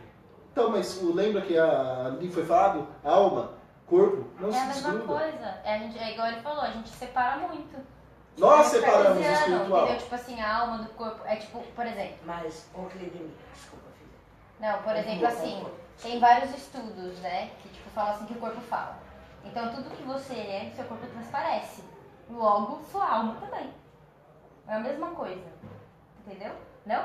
Ficou Sim, muito tá, não, você tá certíssimo. Esse é o pensamento É correto. complicadíssimo mesmo. A gente Mas pensa. é porque a gente, tudo que tá aqui, Sabe na o que nossa cabeça, acontece? transparece no nosso corpo. Sabe qual que foi o problema? É que as igrejas, durante muitos, até hoje, pega falando que a gente precisa morrer para ressurgir, porque Jesus ele morreu e ressuscitou. Só que quando Jesus morre e ressuscita, de que forma ele ressuscita? A Bíblia fala de corpo, tudo, só que ele está no meio de quem? Da comunidade. Então, quando o corpo de Jesus é esse corpo aqui, com aquele corpo de lá, que não é um corpo diferente, mas é o mesmo corpo que a gente, todo mundo junto. Por que será que a igreja separa tanto então? Porque ela... Tipo vamos assim, dizer- na Trindade. Não vamos entrar nesse assunto, não. Primeiro assunto que ele. Não tem jeito. Não, vamos só rapidinho. Cara, é porque não Vamos fazer o é. seguinte, a Trindade a gente conversa depois, um outro dia, tudo. É Mas 30. assim, não vamos entrar no tema da Trindade. Eu acho que é complicado, porque não se explica. Exatamente, a Trindade é algo inexplicável. Porque senão, por que separar se tá tudo junto, né? Então, vamos pegar a Trindade rapidinho pra você entender. É Trindade, mas é um só. Sim. Então pronto. Pronto, é isso aí. O mundo, o corpo, a alma é a mesma coisa. O mundo daqui é o mesmo mundo de lá. Ó, pra você entender, aqui tem água e aqui tem água. Essa água aqui foi abençoada, água benta. Qual que é a diferença? A fé. Nenhuma. O que difere é que Você vai esta... crer naquela lá que foi Não, benzida, né? mas por quê? Porque esta, nós tiramos uma parte dessa aqui e falamos que esta aqui está reservada a Deus. Foi purificada. Por ser reservada a Deus, eu não posso mexer nela. Se está purificada, Só que as duas águas não servem para purificar. sim. Se você chegou lá com a mão suja, tanto faz por uma com a outra, não vai lavar a mão. Vai lá. Então é a mesma coisa, a mesma forma de pensar. Então não significa que essa aqui é água pagã e essa aqui é água bem. A água é a mesma. O que difere é que a gente... Eu acho que quando você está vivendo. Será que ele gravou só por uma hora? Os E caminhos pausou? de Deus, você pode estar fazendo aquilo que é o lado oposto do nosso inimigo, né? Que é o inimigo de Deus. Calma aí. Fala de novo, por favor. Eu acho que eu entendi o que ele quis dizer. Não, eu também entendi. Só que o problema quando a gente pensa assim, é que a gente dá força a algo que não tem força. O que você falou? Fala de novo, por favor. Eu disse assim, quando a gente, por exemplo, o homem deve trair sua esposa, né? Que não está na Bíblia, que fala para você não trair. Quando o homem mata, quando o homem rouba, quando ele, ele vai na casa, na zona, né? Exemplo, bebe na Bíblia dele, bebedeira, isso existe um mundo que aí se torna espiritual. Existe. Mas esse mundo espiritual é qual mundo? O mundo que a gente vive. É o mesmo mundo. Quem que faz isso? É a mesma pessoa. A mesma pessoa que pode trair ou não trair, que é a opção de quem? Da pessoa. Os caminhos são diversos. Por exemplo, mas quem que trilha o caminho é o indivíduo. Posso fazer uma outra pergunta? Só rapidinho que você já vai falar. Mas só para você entender. Quando a pessoa faz isso e fala assim, foi movida pelo poder diabólico, o demônio que mandou, tal, o que nós estamos fazendo? Nós estamos tirando de nós uma responsabilidade, jogando em alguma coisa que a gente diz espiritual, para poder tirar de nós a culpa. Pra outra. Era isso que eu ia É falar. um tipo de comodidade, né? Então assim, Ah. existe os anjos? Existe. Mas como que você sabe disso? Porque em Romanos fala que Deus fez aquilo que a gente vê e o que não vê. E fala das forças, fala das potestades, fala dos anjos. Em Romanos, em Apocalipse, em Gênesis, no livro de Daniel. Em vários livros fala dos anjos. Por quê? Porque é a mesma coisa daquele universo que a gente não consegue enxergar um extraterrestre, por exemplo. Não estou falando que tem, nunca vi. Mas assim, não tira também a possibilidade de nós acreditarmos que de fato pode ter vida no planeta. Certo? Então assim, existem dois mundos? Existe. Aonde que está o elo de ligação deste mundo? Em você, nela, nele, em mim, em todo mundo aqui. Porque a partir de quem anda no mundo ruim ou no mundo bom? Somos nós.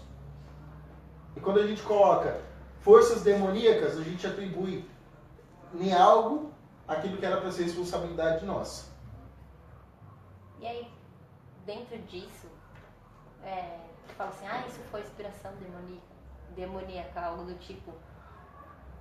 Como saber se existe, sabe? Saca? Que o inimigo, o encardido, qualquer outro termo desse. Como saber que ele existe? Tipo, se existe, sabe? Bom, primeira coisa... Ou se não é só a parte podre do humano? Foi interpretada dessa forma. Você tá certinho. Por que existe na Bíblia? Existe narração que fala do anjo caído, tal. Fala de um monte de coisa assim que existe lá no... quer ver uma coisa? Livro do Apocalipse. Fala de uma besta que surge do mar. A essa besta que surge do mar, nós e as igrejas por aí afora atribuir ao demônio. Certo? A essa entidade que nós não conhecemos, que a gente fala que é o demônio. Só que, historicamente, a besta que está lá, que saiu do mar, que vai em terça parte da humanidade e tudo mais, quem era? Era Nero. O número 666 é o número que dá da tríade da letra. Quem era? Era um imperador.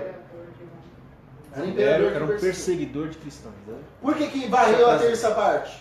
Porque ele mandou matar uma boa parte. E aí quando os autores foram escrever o livro de Apocalipse, colocaram isso, que houve uma besta, uma fera, que o nome dessa fera é 666, o número.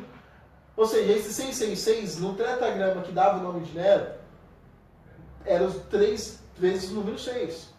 Mas isso aí é número, nomes, letra que a gente tem que estudar, a gente não vai estudar aqui, que é o hebraico. Então, ou seja, eles reconheciam, por exemplo, a número 23 era uma coisa, significava algo. Número 666 era algo.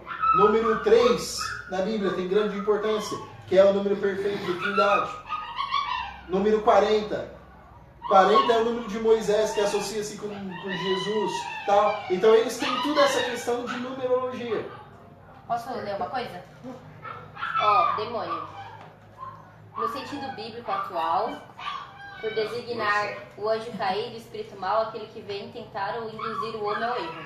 Por outro lado, a palavra grega daimon, do qual se origina o significado, Deus, poder divino, gênio, inteligência, e se emprega para designar os seres incorpóreos, bons ou maus, sem distinção. Portanto, seu sentido correto é a alma humana, que pode ser boa ou má. Sentido original da palavra usada para Jesus Cristo e seu tempo. Uma coisa que é importante a gente saber, filosoficamente falando, quando surge a questão da existência do mal, é provado biblicamente que Deus fez tudo bom. Filosoficamente falando, da onde surge o mal?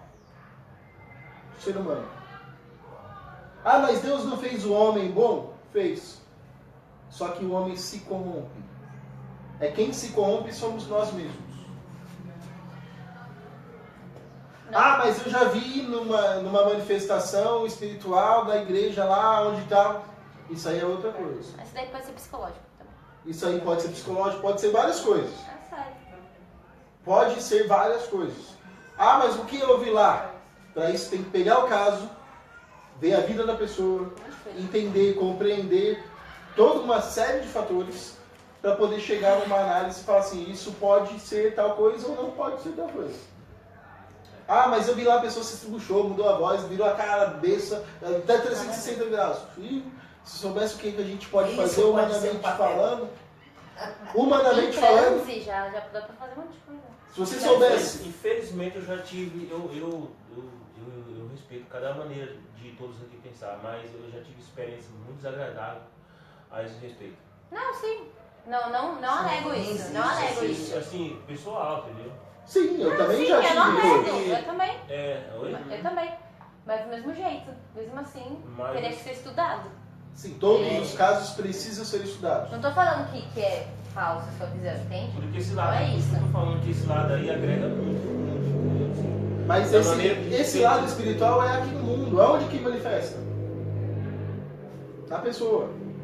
Aonde se manifesta? Na ação. Aonde se manifesta? Na coisa. É porque às vezes parece que a gente coloca muito Ah, mas né? olha só, lá em casa, lá, isso aqui andou sozinho. Isso se manifesta.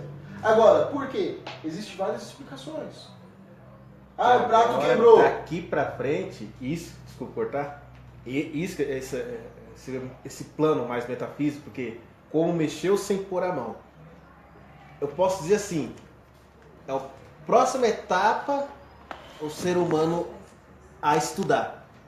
Mesmo assim, não tem como dizer assim, é.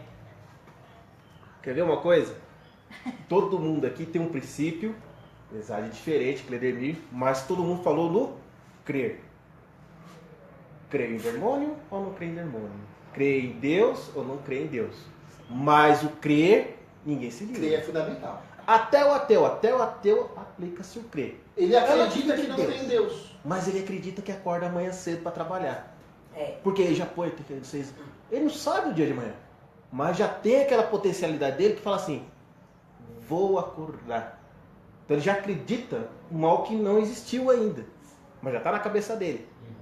Um exemplo. Uma pessoa procurou um padre e levou uns utensílios que tinha colocado em frente à casa dele. Pediu-se ao padre para que quebre o encanto. Uma maldade, sei lá o que era. Julguem vocês se está certo a postura do padre, julgamento dele. Você não precisa de padre, você precisa de um pai de santo. Legal. Ai, E aí, o que vocês podem a partir daí? Você acha? Tá certo o julgamento do padre? o padre disse que ele precisa de um pai de santo. O padre afirmou, você não precisa de um padre, precisa de um pai de santo. Porque chegou o encanto, a pessoa pediu para se encantar. E agora? Olha, sou honesta para você. Boa tarde. Se eu tivesse que responder essa opinião, Hum. eu diria que eu peguei um padre confuso. Pegou um padre Ele não confuso. sabe nem no que crê. Certo. Porque se ele realmente crê em Deus, o que ele quer? E agora? Olha, é complexo, hein, compadre? Mas Mas olha, também, tipo Então, assim, eu peguei- por exemplo, você, não sei, mas dentro da religião bandista também tem toda a sua crença. Sim, Não sim, quer com dizer que eles não certeza. acreditem, Com entendeu? certeza, sim, com certeza, existe, com certeza. Complicando Então, mais um talvez pouco, Mas não é meio doido esse mas negócio? ó, vai lá, fala que eu quero participar dessa. Foi legal esse. a pessoa vai à igreja todo domingo.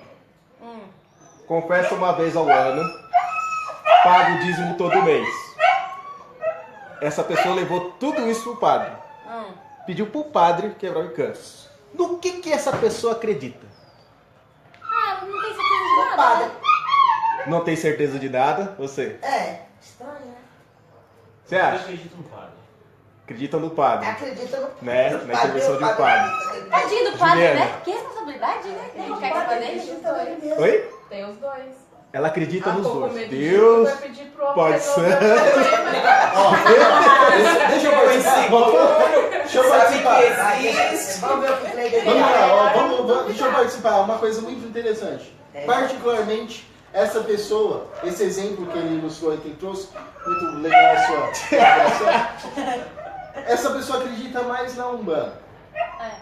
Por quê? Porque ela tem fé em Deus, acredita que o padre diz e tudo mais, só que pegou aquilo lá, acreditando que aquilo é um encanto, levando para o padre quebrar aquele encanto. Ou seja, em quem ele acredita? De fato, eu vejo, pelo que ele pôs, que ele trouxe lá na macumba lá que colocaram. Na macumba não, no despacho, né? Porque macumba é um instrumento musical.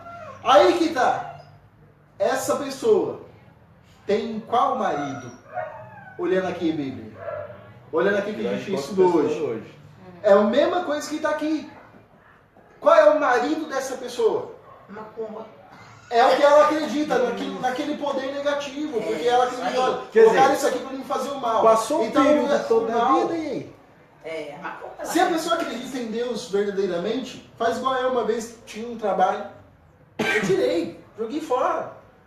Aquilo para mim não quer dizer nada. Se fosse assim, tava ferrada também. Entendeu?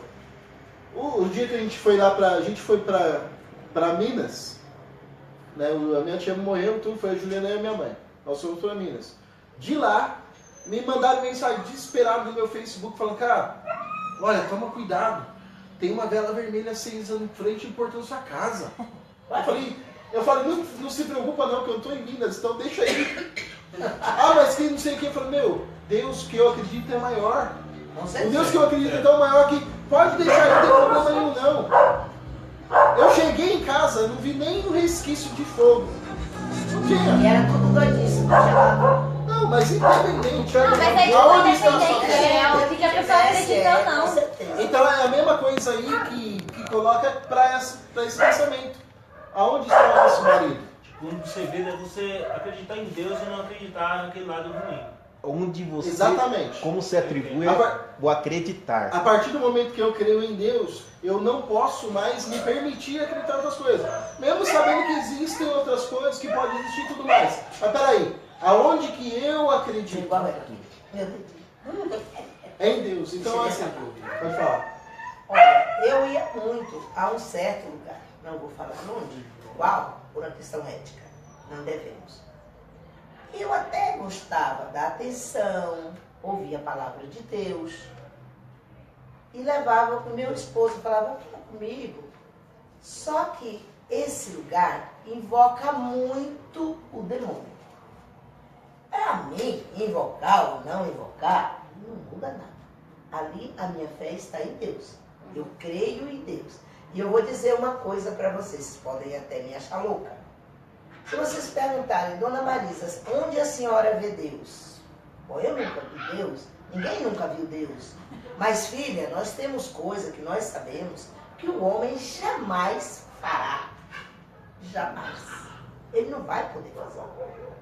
Mas eu vejo Deus no colorido das plantas, no pôr do sol, no anoitecer, nas estrelas, no mar, no universo todo. É dessa forma que eu creio em Deus. Então, eu creio que acima de nós tem uma força superior, que o nosso barco até pode virar, mas ele não afunda. Então, é como ele disse, eu não tenho medo ali da macumba, eu não tenho medo da mulher macumbeira, vou respeitá-la assim. Cada um faz aquilo que acha melhor. Porque eu penso na vida assim.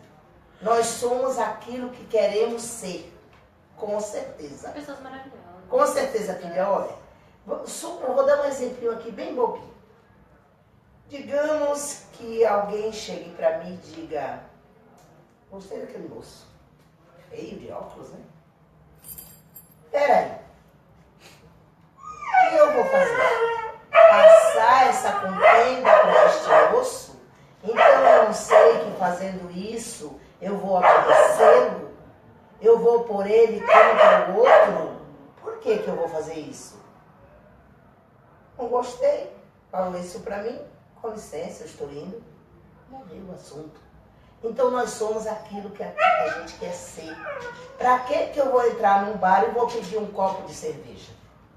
Então eu não estou vendo que não é muito bonito ver uma mulher no bar tomando uma cerveja? Não é, Mica.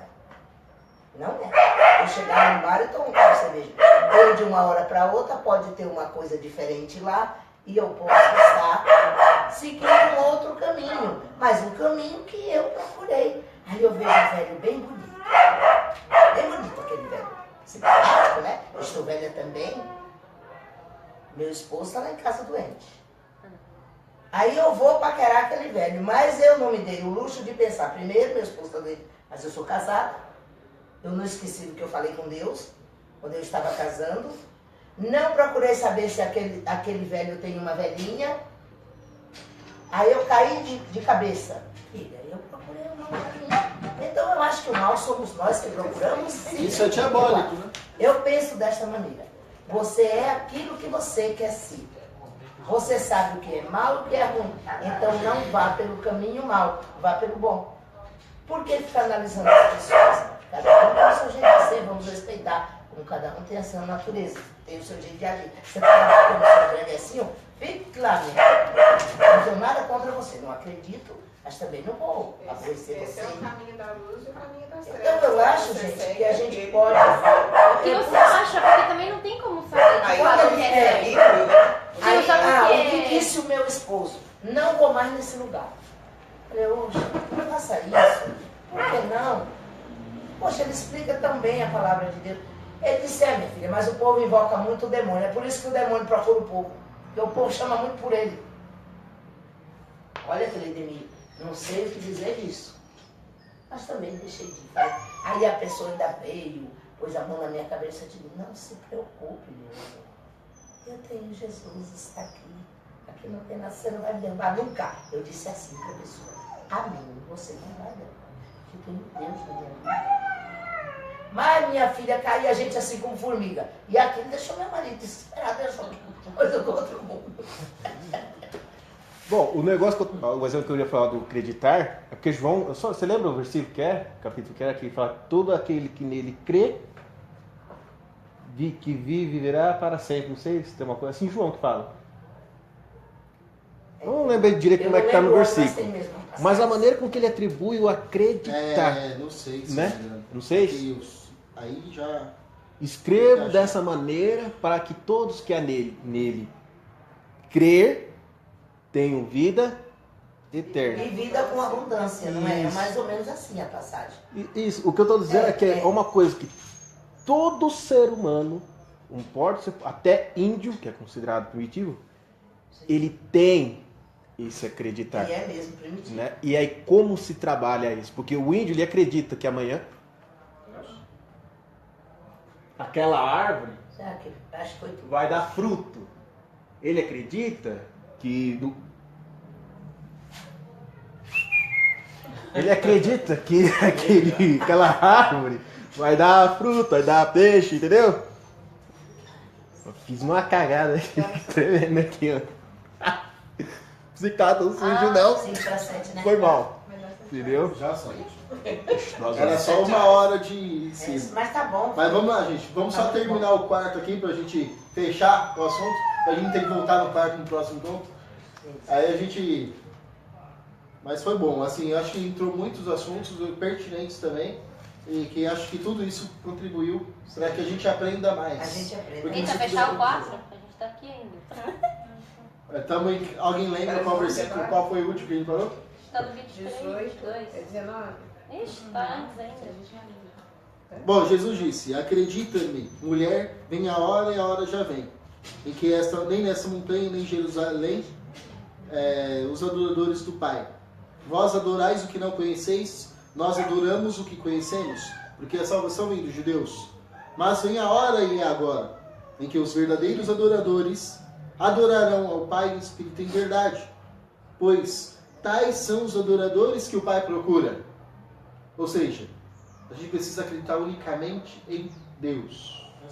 Isso aqui é o adorar em espírito e em verdade. Ah, mas eu posso acreditar em outras coisas, eu posso acreditar no santo.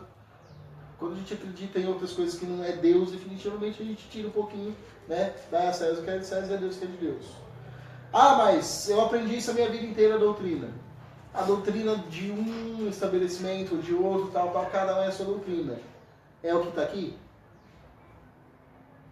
Também não estou falando que não é mais para acreditar. Por exemplo, eu particularmente gosto muito da pessoa de Maria, a mãe de Jesus, tenho muito respeito por ela. Certo? Mas isso não significa que eu posso tirar de Cristo o que é dela, o que é dele e dar a ela, por exemplo. Cada um tem a sua importância. Como nós vimos nas bodas de Caná, a importância de Maria ali naquele momento. Mesmo porque ela não é adorada, ela é venerada. Então, E era uma intercessora. mas é bom a gente saber disso. Né? Tem um monte de questões que não vai entrar aqui, porque, como eu disse, o objetivo aqui não é usar doutrinas. É usar o que a palavra de Deus fala. A palavra de Deus diz o seguinte, é o que está aqui, que os verdadeiros adoradores irão adorá-lo em espírito e em verdade. Então, única e exclusivamente é Ele. Ponto. Ah, mas eu acredito no cachorro, no papagaio. Não interessa. Você acredita unicamente, exclusivamente que Deus é Deus? Ou não? Aí também é uma questão pessoal de cada um. Aí vai lá, Deus é Espírito. Aqueles que o adoram devem adorá-lo em espírito e em verdade. Ixi, aqui já tem um pano para manga para umas outras conversas que a gente vai ter. Deus é Espírito. E devemos adorá-lo em espírito e em verdade. Ah, mas eu adoro diante de... Deus é Espírito. Aqui, é claro. A mulher disse: sei que vem o Messias, que se chama o Cristo. Quando ele vier, nos explicará tudo. Disse-lhe Jesus: eu sou o que fala contigo. Olha só, a mulher já acredita, ela tem fé. Ela tem fé no poço de Jacó, mas sabe que vai vir o Messias. Isso aqui é fé, ela está demonstrando fé. Naquele instante, chegaram os seus discípulos. Lembra que lá no começo foi falado? Tira eles e coloca eles. Naquele instante chegaram os discípulos. E admiraram que ele falasse com uma mulher. Nenhum deles, porém, lhe perguntou: o que procuras? Ou por que fala com elas? A mulher então deixou o cântaro. Ou seja, deixou o balde, deixou aquela vasilha que ela estava pegando na água. Olha que interessante. Olha como que é a jogada de João. Os discípulos haviam saído. Daqui a pouco os discípulos voltaram. A mulher deixa o balde e sai. Isso é um quadro. É uma pintura. É uma obra de arte. É uma peça de teatro. Mas não significa que é só o que está lá na imagem, é verdade. É o que está além. Então ela deixa o cântaro e... deixou de fazer uma coisa e foi fazer outra. E disse para as pessoas. O cântaro diz... 29. Vinde ver o homem que me disse tudo o que eu fiz. Aí entra uma dúvida. Essa dúvida que nós temos. Ali em cima ela demonstrou fé. Vai vir o Cristo, que vai fazer a gente conhecer tudo. Aí agora aqui, não seria ele o Cristo? Ou seja, aquela vez que a gente balança também a nossa fé, né? Opa, mas meu Deus do céu, tá tão difícil. Isso de um serviço pra cá vem acontecendo um pouquinho comigo. Meu Deus, mas tá tão difícil, mas tá... Meu Deus, o Senhor parece que não tá mais comigo, mas eu sei que tá comigo, então vamos continuar. É difícil. Então isso aqui acontece com todo mundo. Eles saíram da cidade e foram ao seu encontro. Enquanto isso, os discípulos rogavam-lhe: Rabi, come.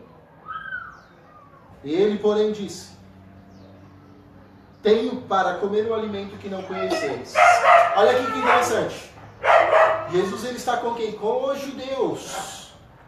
E Jesus está falando: eu tenho um alimento que não conheceis. Significa que nem os samaritanos, nem os judeus conhecem Jesus. Porque a samaritana não sabe em que fonte de água vive aquela. E agora os judeus estão com ele falando: mas que alimento que é esse?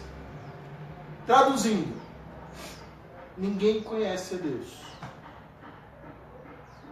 Mas outra tradução que é pertinente: nós precisamos conhecer Deus. É engraçado, né? Mas é. Nem os próprios que estão com ele conhecem ele. Ah, então eu tenho certeza absoluta que disseram para mim que é assim assado. Maneiro. Bom, eu não tenho certeza absoluta de nada. Enquanto isso, os discípulos disseram: Rabi, come. Porém, ele disse: eu tenho um alimento que não conheceis. Os discípulos perguntaram uns aos outros: por acaso alguém lhe traga alguma coisa para comer? E Jesus lhe disse: meu alimento é fazer a vontade daquele que me enviou e consumar a obra. Então, qual que é a vontade do Pai que enviou, que eu já li até na explicação? É anunciar. A vontade de Deus é que todo mundo, o mundo inteiro, conheça a Deus por meio de Cristo. Isso não significa que as pessoas têm que deixar suas religiões. Aí entra o grande empate. Por quê? Porque nem quando a gente terminar aqui, Jesus falou para a mulher, para a samaritana ou para os samaritanos, convertei-vos e deixa de ser samaritano, deixa de... Não. Jesus só quer ser apresentado a eles. Se eles vão seguir Jesus ou não, isso não importa. Por quê? Será que nós seguimos Jesus verdadeiramente? Então tá aí. Se nem os discípulos dele conheciam ele, né? Nossa, se tem um alimento que você... Peraí. Ou seja, nem os próprios que estão ali com ele conhecem ele. Como que a gente quer falar para alguém? Olha, converta-se à minha igreja. Para de fazer aquilo, para de fazer assado. O que nós temos que fazer? Falar, olha, eu conheço um cara e quero te apresentar ele. É Jesus Cristo. O Cristo que ia vir para o mundo e já veio. Está aqui. É isso. Ponto. E aí a gente acreditar também. Então não é fazer a pessoa, vem para minha igreja, vem para minha igreja, vem para minha igreja. Igreja, religião, filho, isso tudo é vão, isso tudo é passageiro, isso tudo é pó. O que não passa é o Cristo. Sem contar, Deus me perdoe, nós não devemos julgar, mas nem precisa que julguemos, porque está na cara das pessoas. Elas se escondem atrás de Deus. Elas não imaginam como elas estão erradas. Porque elas podem enganar o homem, mas a Deus jamais. Então, meu alimento é fazer a vontade daquele que me enviou, consumar a sua obra, que é que todos conheçam ele. Ainda 4 meses chegará a colheita. Aqui Jesus está falando da sua morte. Ainda 4 meses e chegará a colheita. Pois... Uma pergunta. Sim. Vocês dizem que faltam 4 meses para a colheita? E Jesus está falando dele. Oi? Tá. Erguei os olhos, vedes os campos, estão brancos para a colheita. Já o ceifeiro recebe seu salário e recolhe o fruto para a vida eterna, para que o semeador se alegre juntamente com o ceifeiro. Aqui tudo é parábola, aqui tudo é simbólico. Aqui não é igual muitos, eu já ouvi pregações por aí falando que esse ceifeiro é o anjo da morte, que blá, blá, blá, e que aqui Jesus está usando uma parábola conhecida naquele tempo para aquele povo. Essa parábola não é conhecida no nosso tempo. A gente não sabe o que significa de fato esse ceifeiro. A gente tem estudos. É claro que a gente está indo. Mas por que isso? Porque aquela questão toda que já foi falada. Existiu uma disputa, uma briga teológica. Entre, olha, tá vendo? Nunca vai ter certeza de fato. Nunca. Nunca saberemos. Só vamos descobrir 15 minutos depois que estivermos na eternidade. Por quê? Porque 15 minutos antes a gente vai contemplar Deus, né? Depois ele começa a viajar com a gente pela eternidade explicando as coisas. E olha que vai ter coisa para ele explicar. Não adorou na igreja, até que adorar, porque não tem como fugir. Não ajoelhou na terra, não ajoelhou lá em cima. Então é isso aí. Bom, para o semeador se alegre juntamente com o ceifeiro. Aqui também uma coisa importante, gente. Vocês lembram uma passagem que os nossos irmãos testemunhos de Jeová gostam muito de falar que o lobo comerá junto com as ovelhas? É isso aqui. É um pouco disso. É que os dois povos vão comer juntos. Os samaritanos e os judeus. Então o lobo vai comer junto com as ovelhas. Ah, mas isso é no mundo lá bonito, que tem uma foto bonita lá que eles gostam de usar. Tá? Aquilo lá é do jeito que eles acreditam, nada contra. O que significa isso aqui? É que os irmãos vão sentar à mesma mesa, na eternidade. Pois aqui verifica o provérbio, que um semeia e o outro ceifa. Ou seja, um anuncia a palavra, e os outros vão colher o que a palavra disse. É isso que está falando. Eu vos enviei a ceifar onde não trabalhes. Outros trabalham e vós entrastes no trabalho deles. Ou seja, qual que é a missão que Deus quer para todos nós, com essa viés cristão que acredita em Cristo? É que anunciemos Cristo para o mundo. Alguns de nós vai ter condição de colher os bons frutos. Outros não, porque esses frutos vão ficar para outras gerações. Mas quais são esses frutos? É o trabalho feito. Ah, mas isso eu tenho que estar ali na igreja, eu tenho que estar ali... Não, gente, o mundo. Para que a gente precisa de fazer essa mudança no mundo. Como foi falado aqui também. E aí entra a questão, uns vão, fazem, outros não fazem, outros esperam, mas no fim todo mundo vai acabar fazendo. Muitos samaritanos daquela cidade creram nele por causa da palavra que a mulher dava testemunho. Eu tive um professor na teologia que falou uma vez assim, que ele explicou o reino do céu através de uma festa de um churrasco. Para a gente ilustrar isso aqui, rapidinho. Por que o churrasco? Ele falou assim, gente, imagina que vocês estão aqui no churrasco. E vocês já estão comendo, estão todo mundo curtindo. Lá na frente, vai vir uma outra pessoa, depois, quase no final da festa, a gente vai acender a churrasqueira de novo, vai fazer o churrasco de novo. O que é mais gostoso? Quem está vindo lá ou aqui? Aí a gente, quem está mais tempo. Claro, quem está mais tempo vai comer mais. Mas significa que aquele que chegou depois não vai comer o mesmo churrasco? É só para a gente entender isso aqui. Que é bem lógico o que ele disse. Né? Faz muito sentido. Ele me disse tudo o que fiz. Por isso os samaritanos vieram até ele e pediram para que ele permanecesse com eles. E ali ele ficou por 2 dias. Aí tem mais um pouquinho de passagem, tem outras aqui, mas a gente vai encerrar por aqui. Olha que interessante. Os samaritanos pediram para Jesus, fica conosco. E aí ele ensinou, ele ficou com aquele povo. Jesus, que era o judeu, que a salvação veio dos judeus, se permite ficar com aquele povo. E ele permanece com aquele povo. Coisas que às vezes a gente não faz.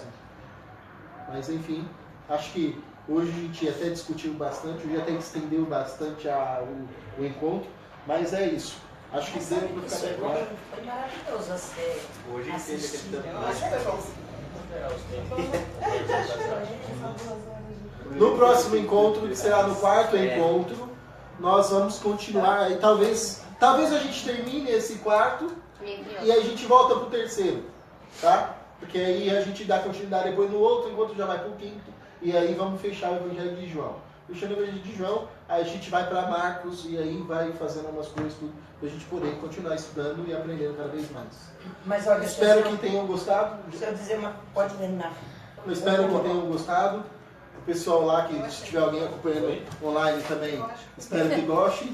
E o nosso objetivo é esse, esclarecer as nossas... Para a gente aprender mesmo a Bíblia, tem que ter estudo, porque, sem querer criticá-los, na igreja